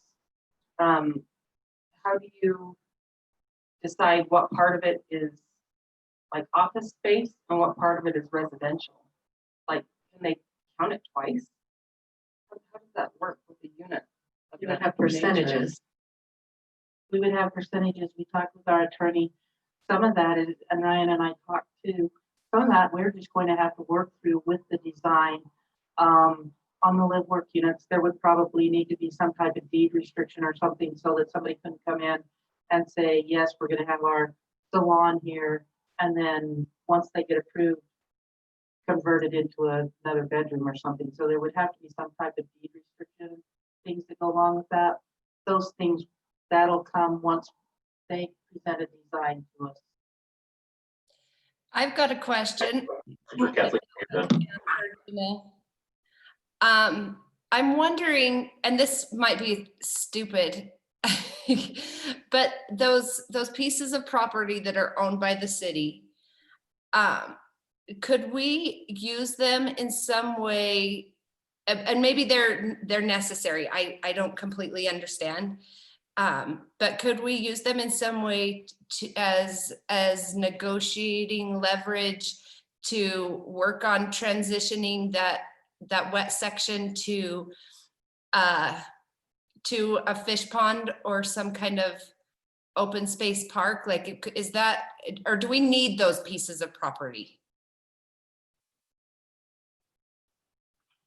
Some of that, Carrie, is just really gonna depend on the design. I really don't wanna commit the city to saying that they can negotiate it away at this point, but I think depending on the design, we could certainly be open to the city looking at it. The city definitely needs a piece of property that the bridge is coming on, and they may need the piece of property as a developer to meet frontage requirements just for the piece of property in general for that cul-de-sac. But until we really look at their design and see what they're going to do, I don't think we want to commit either way. But Yeah, I think I'm not saying committing. Is it worth mentioning to them that it's something that we could consider if there was an upside for us? I think once you start bringing it up, that is almost like committing that you're doing something towards that. If you start asking the carrot and start promoting those, I think we wait until the development comes. I don't know that they have a planned development. They're just trying, as I understand, they're trying to get it zoned the best way they can market it. right, right. I could comment to that cul-de-sac. So what happened was, this was before North Gateway driveway or the road went on through over to Logan. And so we came down Golf Course Road and came in here with a cul-de-sac like this, going around that cul-de-sac so that they could develop this on this side of the water or that slough that goes down through there. And so that was the access point. That's how come it was dedicated. Then through was it CMPO that came in and they decided this had to be a connecting road, and we had a little tight squeeze right through here, getting that right away and get through there. I believe that's how that came about, Scarlett. You're right, Grant. There was some to that. So that's why we just need to work with the development and see what their plan is and what meets best needs so that we stay within the ordinance and we get a good product, they get a good product. We'll just have to wait and see what they're looking at. But we certainly will bring those type of things to you, probably via the planning commission, depending on some of it, if to get your input. But I think you've probably heard that you would like to see some type of an open space component. Yeah, well, Brett just has me excited about a fish pond. But there is a landscaping and requirement within the mixed use too that they'll have to meet. So. So Kathleen, the planning commissions, since I was on just a little over a year ago, it's changed over quite a bit. I think all the voting members on this I didn't recognize. Well, Roland Cecil, but he's going to live forever, right? I mean, he's going to continue to vote. So, but it was quite different. I'm trying to kind of get a feel for the planning commission because I think the dynamics changed a little bit when I was there. So the general plan was completed, about a year ago or so, where that was, all these properties were discussed and it was assigned CGD, so commercial general district. I want to get a sense from you when, as representing the planning commission, when, and we did that looking 20 years out. We were trying to envision Providence.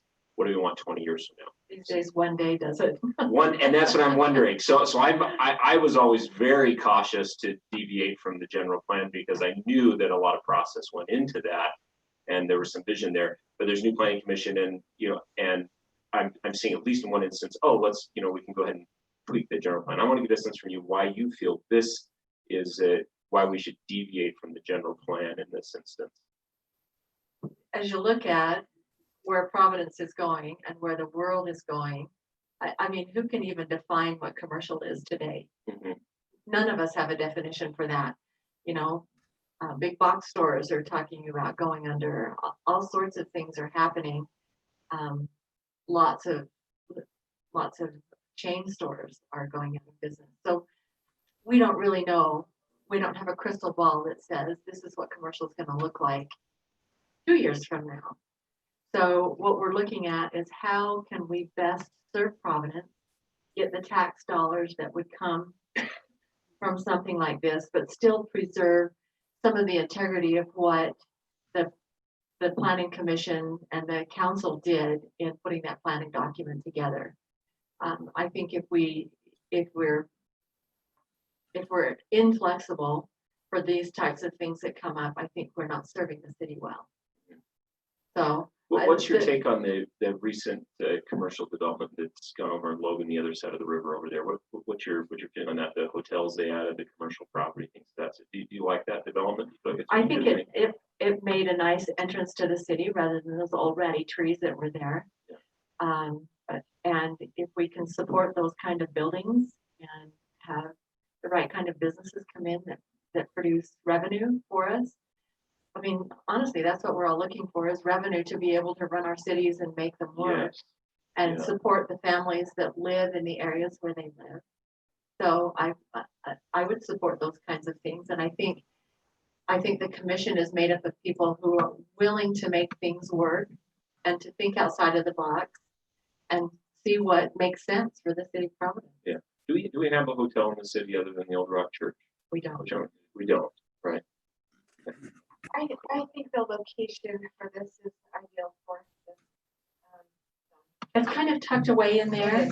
And if we bring some more businesses in there to do some things, yet people can live there. I think, we turned down there on 1700 South that becomes 3rd South. They wanted to do high density housing in there. And that's not the right place because that is a high traffic road.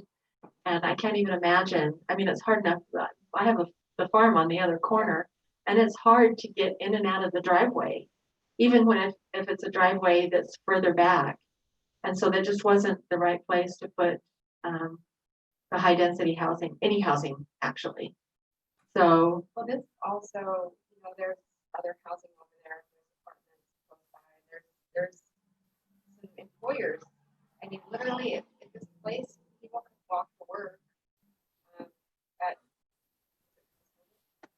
On service, yeah. So anyway, can we call for vote? Thank you. We're not hearing you, Christina. I don't know if your mic is not working or if it's you. Wah, wah, wah, wah. I hear that. Any other questions, comments? Can I make a comment? Absolutely. I've talked to Mr. Daines about this property on a couple of 3 occasions, and they have worked diligently to try and promote commercial in there. It's just off the beaten path, too far. It's just something they're not, nobody's really interested in making a large investment and be that much off the beaten path. I think we need to do something to help promote this property. And if this is something they feel comfortable with, I know it's commercial, but on the other hand, it's really limited commercial because of the exposure and access.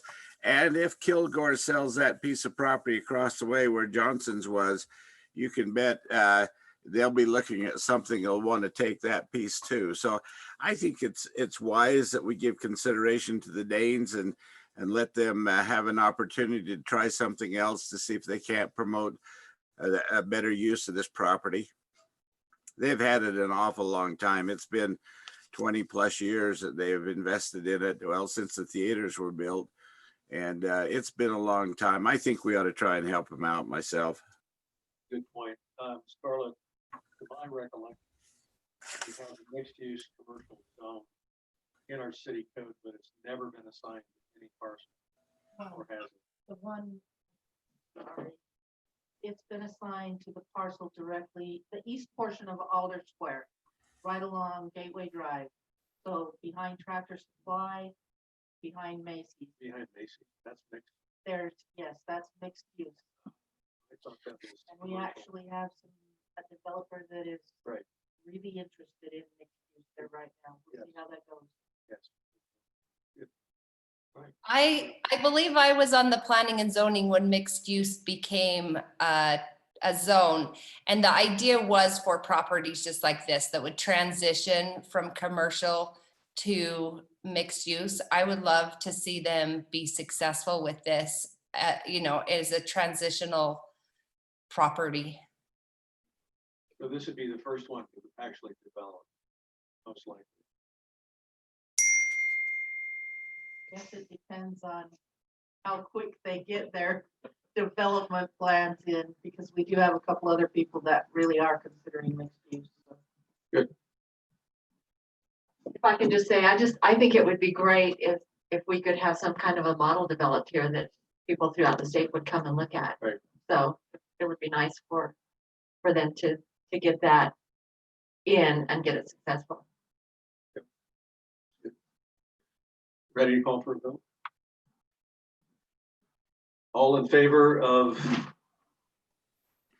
ordinance 008-2020, the rezone, mixed use, the 3 parcels from commercial general, signify by saying aye. Aye. Aye. I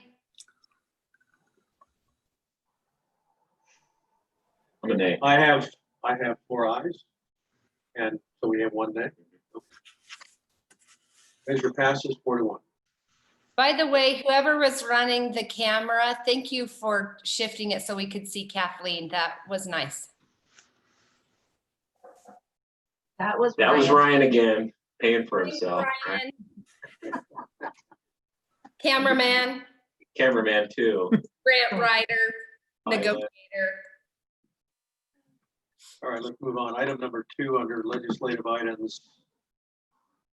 Ordinance number 009-2020 rezone. City Council will consider an ordinance changing the zone for the southeast portion of parcel number 02-101-0001 from single family large to single family traditional located in the general area of 80 North Sherwood Drive, containing approximately 6.1 acres. This is pretty straightforward. Have a motion on this, on the rezone? I'll make a motion that we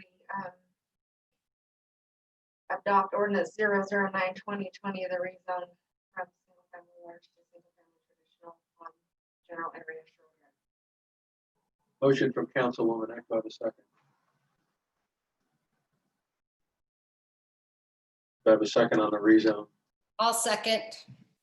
Second from Councilwoman Kirk. Scarlett, anything you want to? As you can see by the illustration that was put in the packet, this is just kind of a finger of that property, kind of a peninsula of a portion of 02-101-001. The rezoning, they'll come in, they've got a concept plan that they're going to come in with, that they are looking at utilizing. The developer felt that having single family large lots in that area and accommodating the road made it difficult to develop the half-acre lots plus incorporate the road, and that's why they're coming back for just this portion. It's important to remember, just for public notice and on the record, you are not changing the zone of the entire parcel 02-101-0001. You're only changing the zone for the southeast 6.10 acres. If you choose to change the zone, it's only for that small part. It's not for the entire parcel. In the planning and zoning, it looks like they recommended it. Yes. They did. I had a question about that because as you read the resolution, it's by parcel number. And so I think that there's nothing in the resolution that specifies that it's that segment. There's no longitude, latitude, no survey markers. It's just by reference of the parcel, which is 62 acres. So I feel like it should be split, like the parcel needs its own tax ID number or something.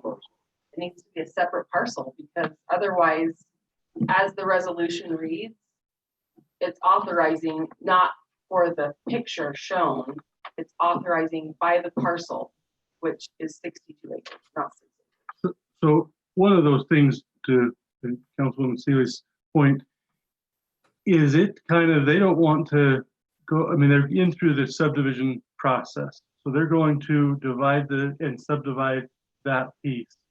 But they can't subdivide that into 12,000 square foot minimum lots until it has a new zone. And so it's kind of, they won't want to bring in the new, and we won't allow them. We wouldn't allow them to split it to 12,000 square foot parcels without being rezoned. So it kind of says, well, which one do you do? We have to have the zone first before they split them. You could require a split here and then have them split again to those if you wanted. But at this point, keep in mind that they are trying to show and say, hey, here is where our lots are going to be. And this is the concept plat. If you want to reference the concept I've plat. seen the concept plan. Okay. I'm fine. So Janelle, I agree with you. In the title, it explains that it's the southeast portion of parcel 02101-001, and then it goes on to say containing approximately 6.10 acres. So if you want to, I don't remember who made the motion, but if whoever made the motion wants to amend the motion to change page 3 I'll on amend the mine. line to include that wording, the southeast portion of parcel number. I apologize. Usually I do that, and I did not do it on this case. So I'll amend my motion. So why can't they do a lot split? Christina was talking, sorry, Brett, you probably couldn't hear. So I'm just gonna amend my motion to make it clear that it is only approximately 6.10 acres generally located on the southeast portion of parcel 02-101-0001. Is that right, Scarlett? That's right. Thanks, Christina. Brent, you were. Can you have two zones in the same parcel? Yes, we've done that several times. One that comes to mind right off the bat was Jerry Fickus property down on the corner of Highway 165 and 300 South. If you'll remember, Brent, they wanted to do, when they came into the city, they already had Logan extermination. And so he split his property in half. A portion of that property is commercial, and then the north portion is commercial and the south portion is agriculture. So he was able to retain his green belt. One of the things, as Ryan explained, if we don't do this type of thing, then we either make them go through the subdivision process and then make them amend that plat and go through another subdivision process, because we can't recommend a plat. We really can't review a plat that doesn't meet the existing zoning. We have to know that the property has that zone in order for us to review a plat. So in this case, they would have had to come in with either just to split the lot into these two pieces, which in Providence City is a complete subdivision process to do that, and then apply for a zone change for the second piece. And then if you didn't give them the zone change, that lot split probably is no longer necessary. They're probably gonna wanna put it back together so that they can design their single-family large development differently. So it just seemed to make more sense at this point in time to zone just a portion. And they will have to give us a legal description so that it is zoned appropriately for that property. Will they cul-de-sac this or will that be a through street? We'll require that to be a through street. That's a master plan street to go through. And will there be a legal description that describes that line right there? That, The bottom, the Across south here, line, the north line, yes, where that zone ends. yes, they'll have a legal description for that. Because they already have to have that for their subdivision plat, so they'll have a legal description for that. Well, each lot will have its own legal description, right? Well, when they subdivide. When they each lot, subdivide it. Yes. But you can probably just make sure that it says 6.10 acres also. Describe what direction it is and that it's 6.110 acres. And Christina included that in the motion. I don't know if everybody. We heard just don't that. have a second though, right? Yeah, we have a second. Not if we amend it. Yeah. I'll Very- send my amendment over to the second. I'm more comfortable with that. We have a second. I think we should vote. So if we're Josh having thinks it we should vote. just a second, I have a comment. If you'll read, okay, oh no, Josh, you need to listen to my comment. Okay, that's true, I do. Just kidding. I don't. I also want to get out of here. If you'll read what he wrote at the bottom of his written request, that most people want and can only afford quarter-acre lots with the recent increases in building costs and land costs. I deal with this every day, all day. Lumber prices have gone up 40% in the last few months. In Providence right now, between 300,000 and 500,000. There was 2 houses that came on the market today. Prior to today, there was 1 property on the market. So in Providence between 300,000 and 500,000.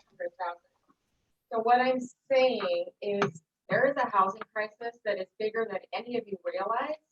And that's why they're saying, let's get some smaller lots so people can afford a home. And I can preach all day about it. The planning and zoning recommended it. I wish you guys could live what I'm living every day and realizing people that literally can't afford to build a home anymore. And by doing this, we're helping.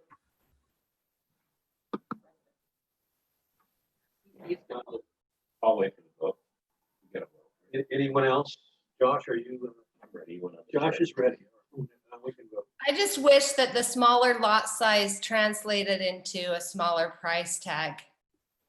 I think it will. It does. It does on land. There's more to the cost of housing other than just the purchase price. If you've got a half acre, you have to landscape and irrigate and mow and all of that. That adds to the cost as well. I understand. Yep. So, all right. Can I call for a vote? Yes. All in favor signify by saying aye. Aye. Karen, do you say aye? I said aye. Any nays? Unanimous, passes the rezone. Thank you. All right. Keep going.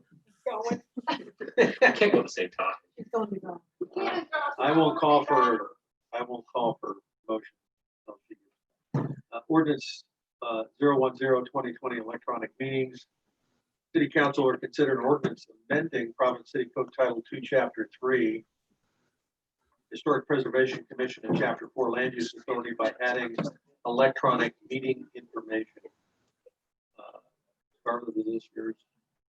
So the governor, we don't have a quorum sitting here. Yes, we do. What? Never mind. I forgot. You're right there. Okay, we're good. Carry on. Sorry. The governor's order on electronic meetings expired, and now it's back in the city's court to decide how they want to handle. To allow this kind of thing.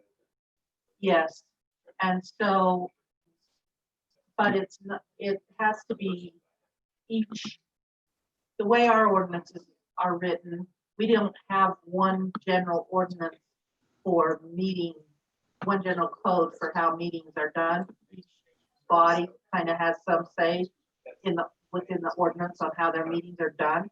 And because of that, we did not have an electronic provision in the historic preservation and the land use authority. The planning commission and the city council did, and I can't remember how the appeal authorities is worded, but we need now, in order for us to be able to hold an electronic meeting if we need to have this ordinance in place, and we needed to say, designate where the anchor location is. We can change the anchor location at the vote of the council or at the vote of the body, as long as we do it and then it's noticed on the agenda properly so that people know to go to a different location. And the other thing that it says that the law now was changed to, and that was just a recent change in, I can't remember if it's the first or second special session that they changed it, but now if the mayor or the chair of the body feels that it's an unsafe situation, they can put an order out and not have to have an anchor location. But that order would only last for 30 days. So if something comes up with the coronavirus or something else that causes us to need to social distance again, each body now has that ability to stay the anchor location requirement. And so that's why this is in there, so that each of our bodies can now do that under the state code. But it does require we have it in place in our ordinance in order to utilize it. Did somebody make a motion? I'm good for another 3 hours now. I'd like to make a motion. All right, that why we don't you make a approve motion? Ordinance 010-2020 electronic meetings. I'll second.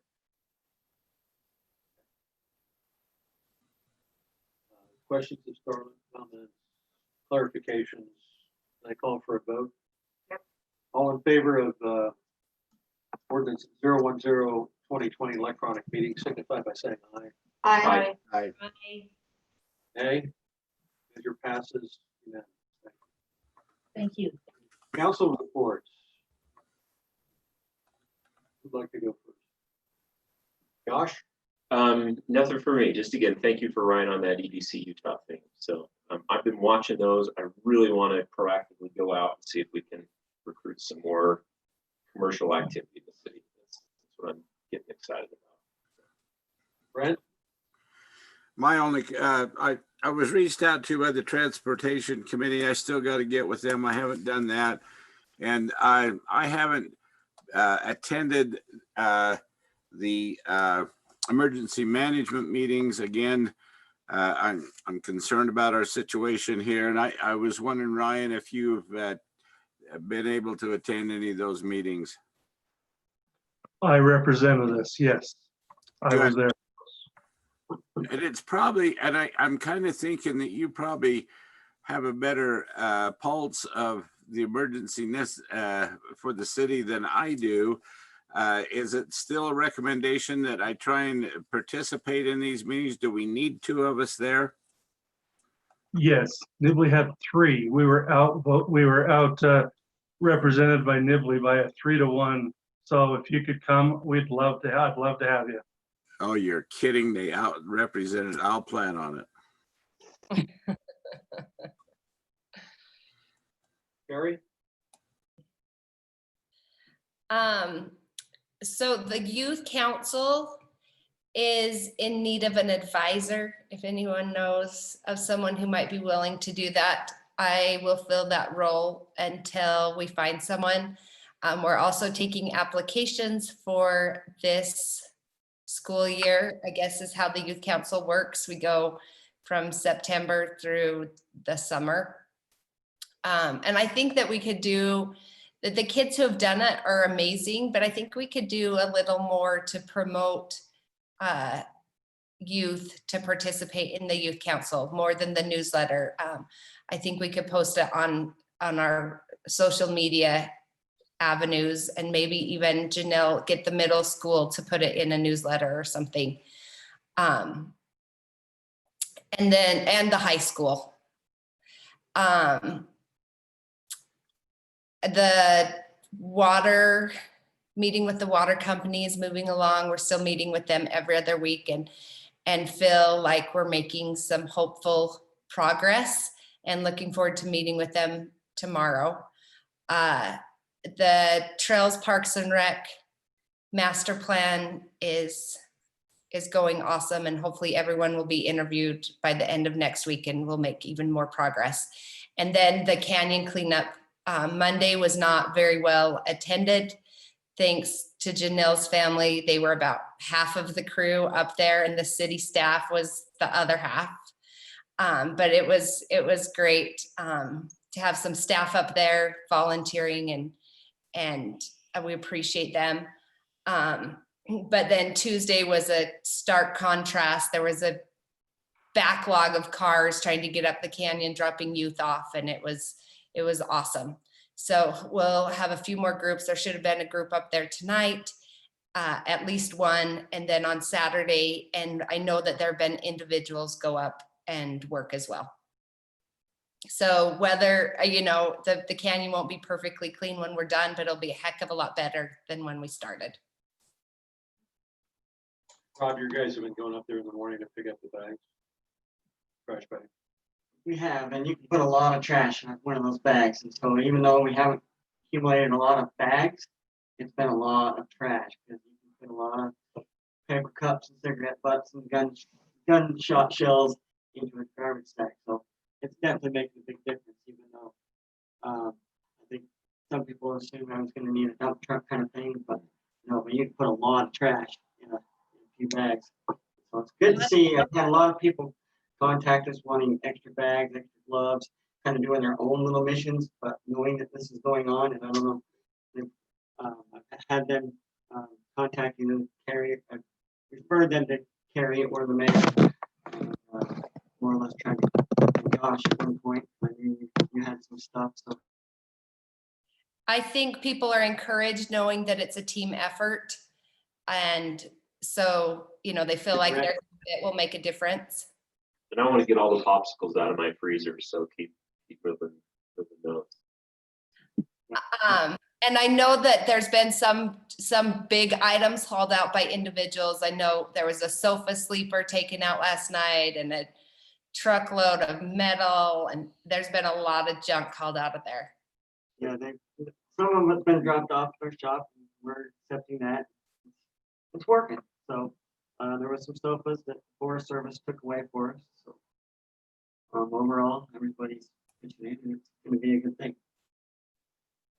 Josh, I never even got a popsicle. Come on over. It's all you can eat. You looked right in my truck and then you didn't hand me a popsicle. Well, you work harder next time. You told me you were handing them to everyone. I didn't. Yeah. Well, hopefully we'll get rid of the rest of them on Saturday. I know there's youth groups going up Saturday morning, and I'll meet them up there. Quick little item on that. I've had 3 or 4 individuals want to know if there was a systematic approach. In other words, they wanted to pick their family and go up there, but they wanted to know if I knew where I should send them, which is why I kind of deferred them to you, because I didn't know where it started and if there was a systematic start at the beginning, get to the quarry, or if you had missions like that. And so I kind of just referred them your direction. And that's been really tricky. I've been having Bob Perry kind of give us a rundown of where to start. He'll go up and assess what's been done. My kids last night worked with probably 40 other kids just at the shooting area and spent the entire time there. And they said they got maybe half of what was there. Okay, great, thank you.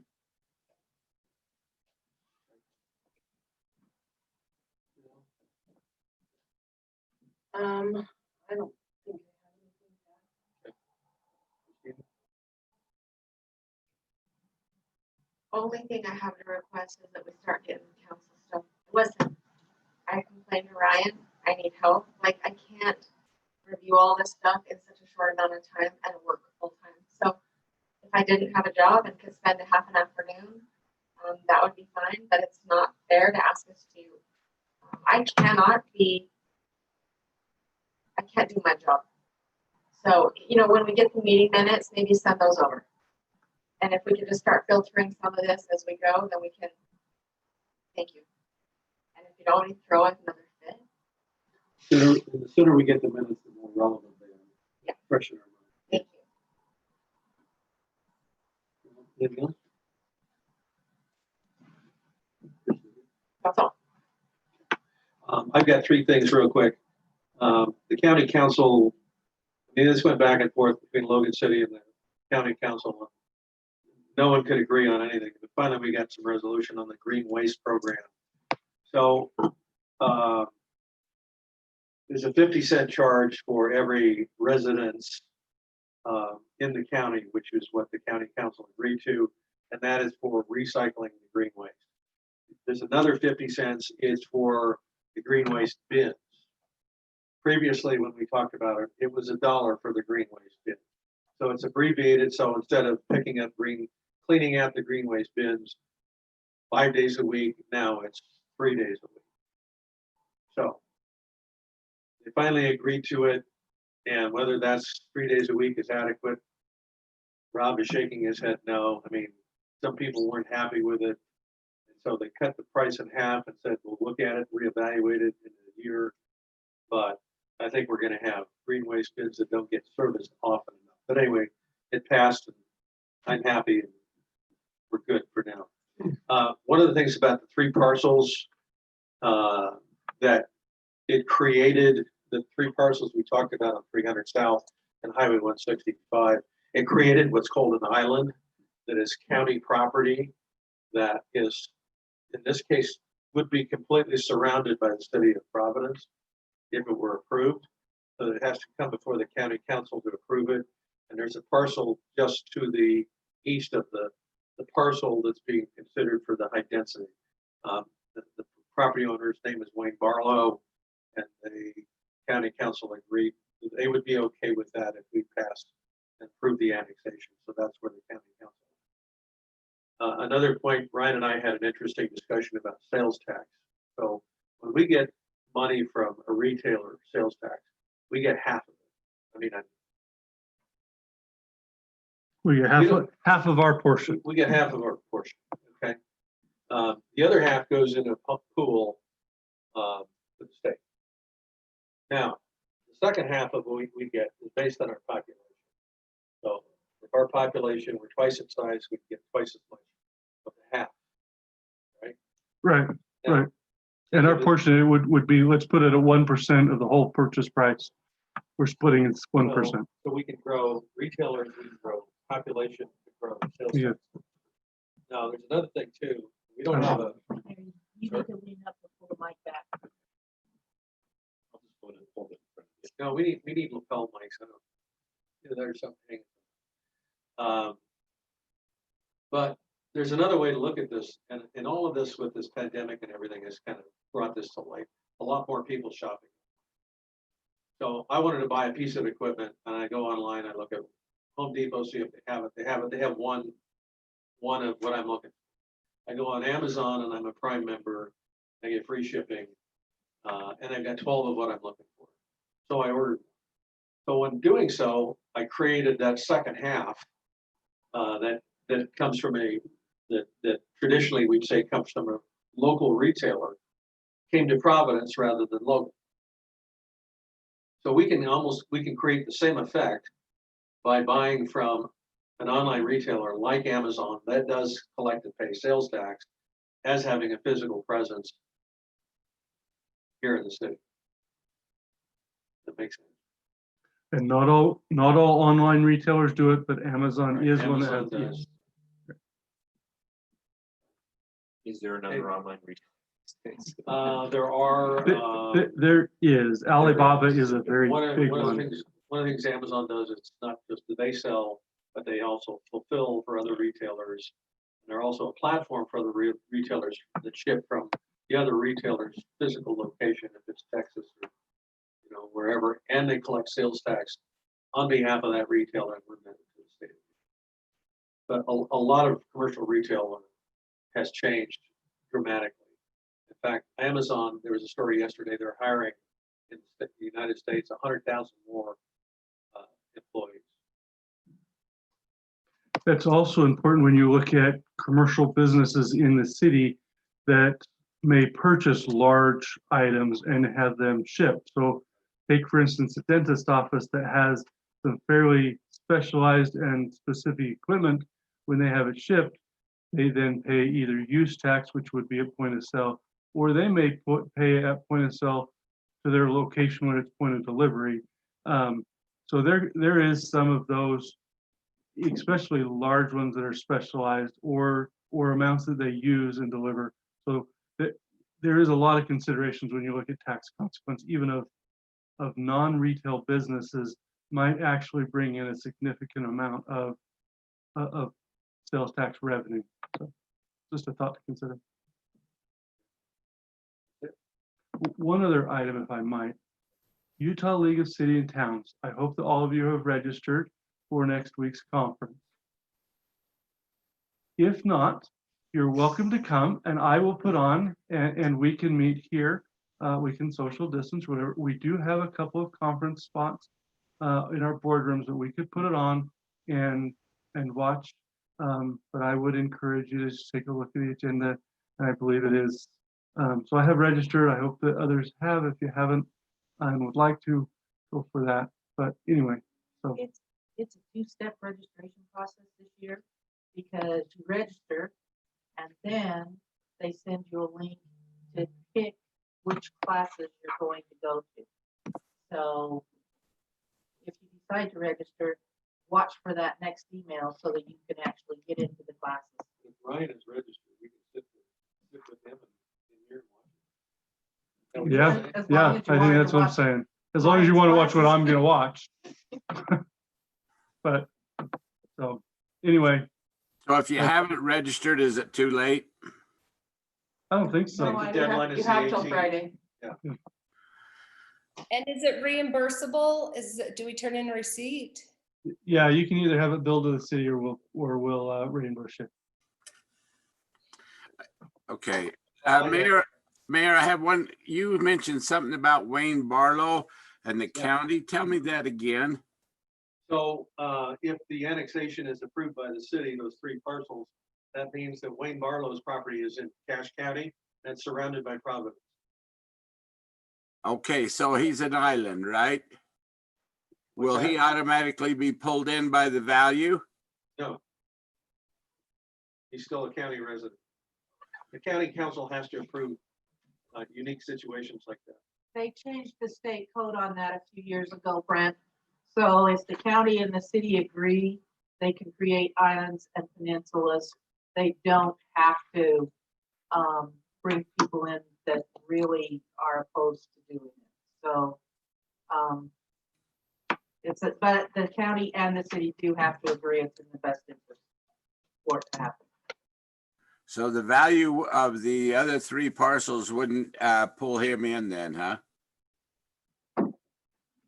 No, they don't look at it like that anymore. State code does not look at it like that anymore. I sure got nailed with Logan City about 2 years ago. Well, man, okay. Are you entertaining motions? Anyone else?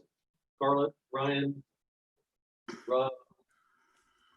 Hearing nothing else, do I have a motion to adjourn the meeting? I move we adjourn the meeting. Motion. I'll second that. Motion from Councilman Paulson, second from Councilwoman Seeley, all in favor of adjourning the council meeting. Aye. Aye. Good night, all. Good night, all.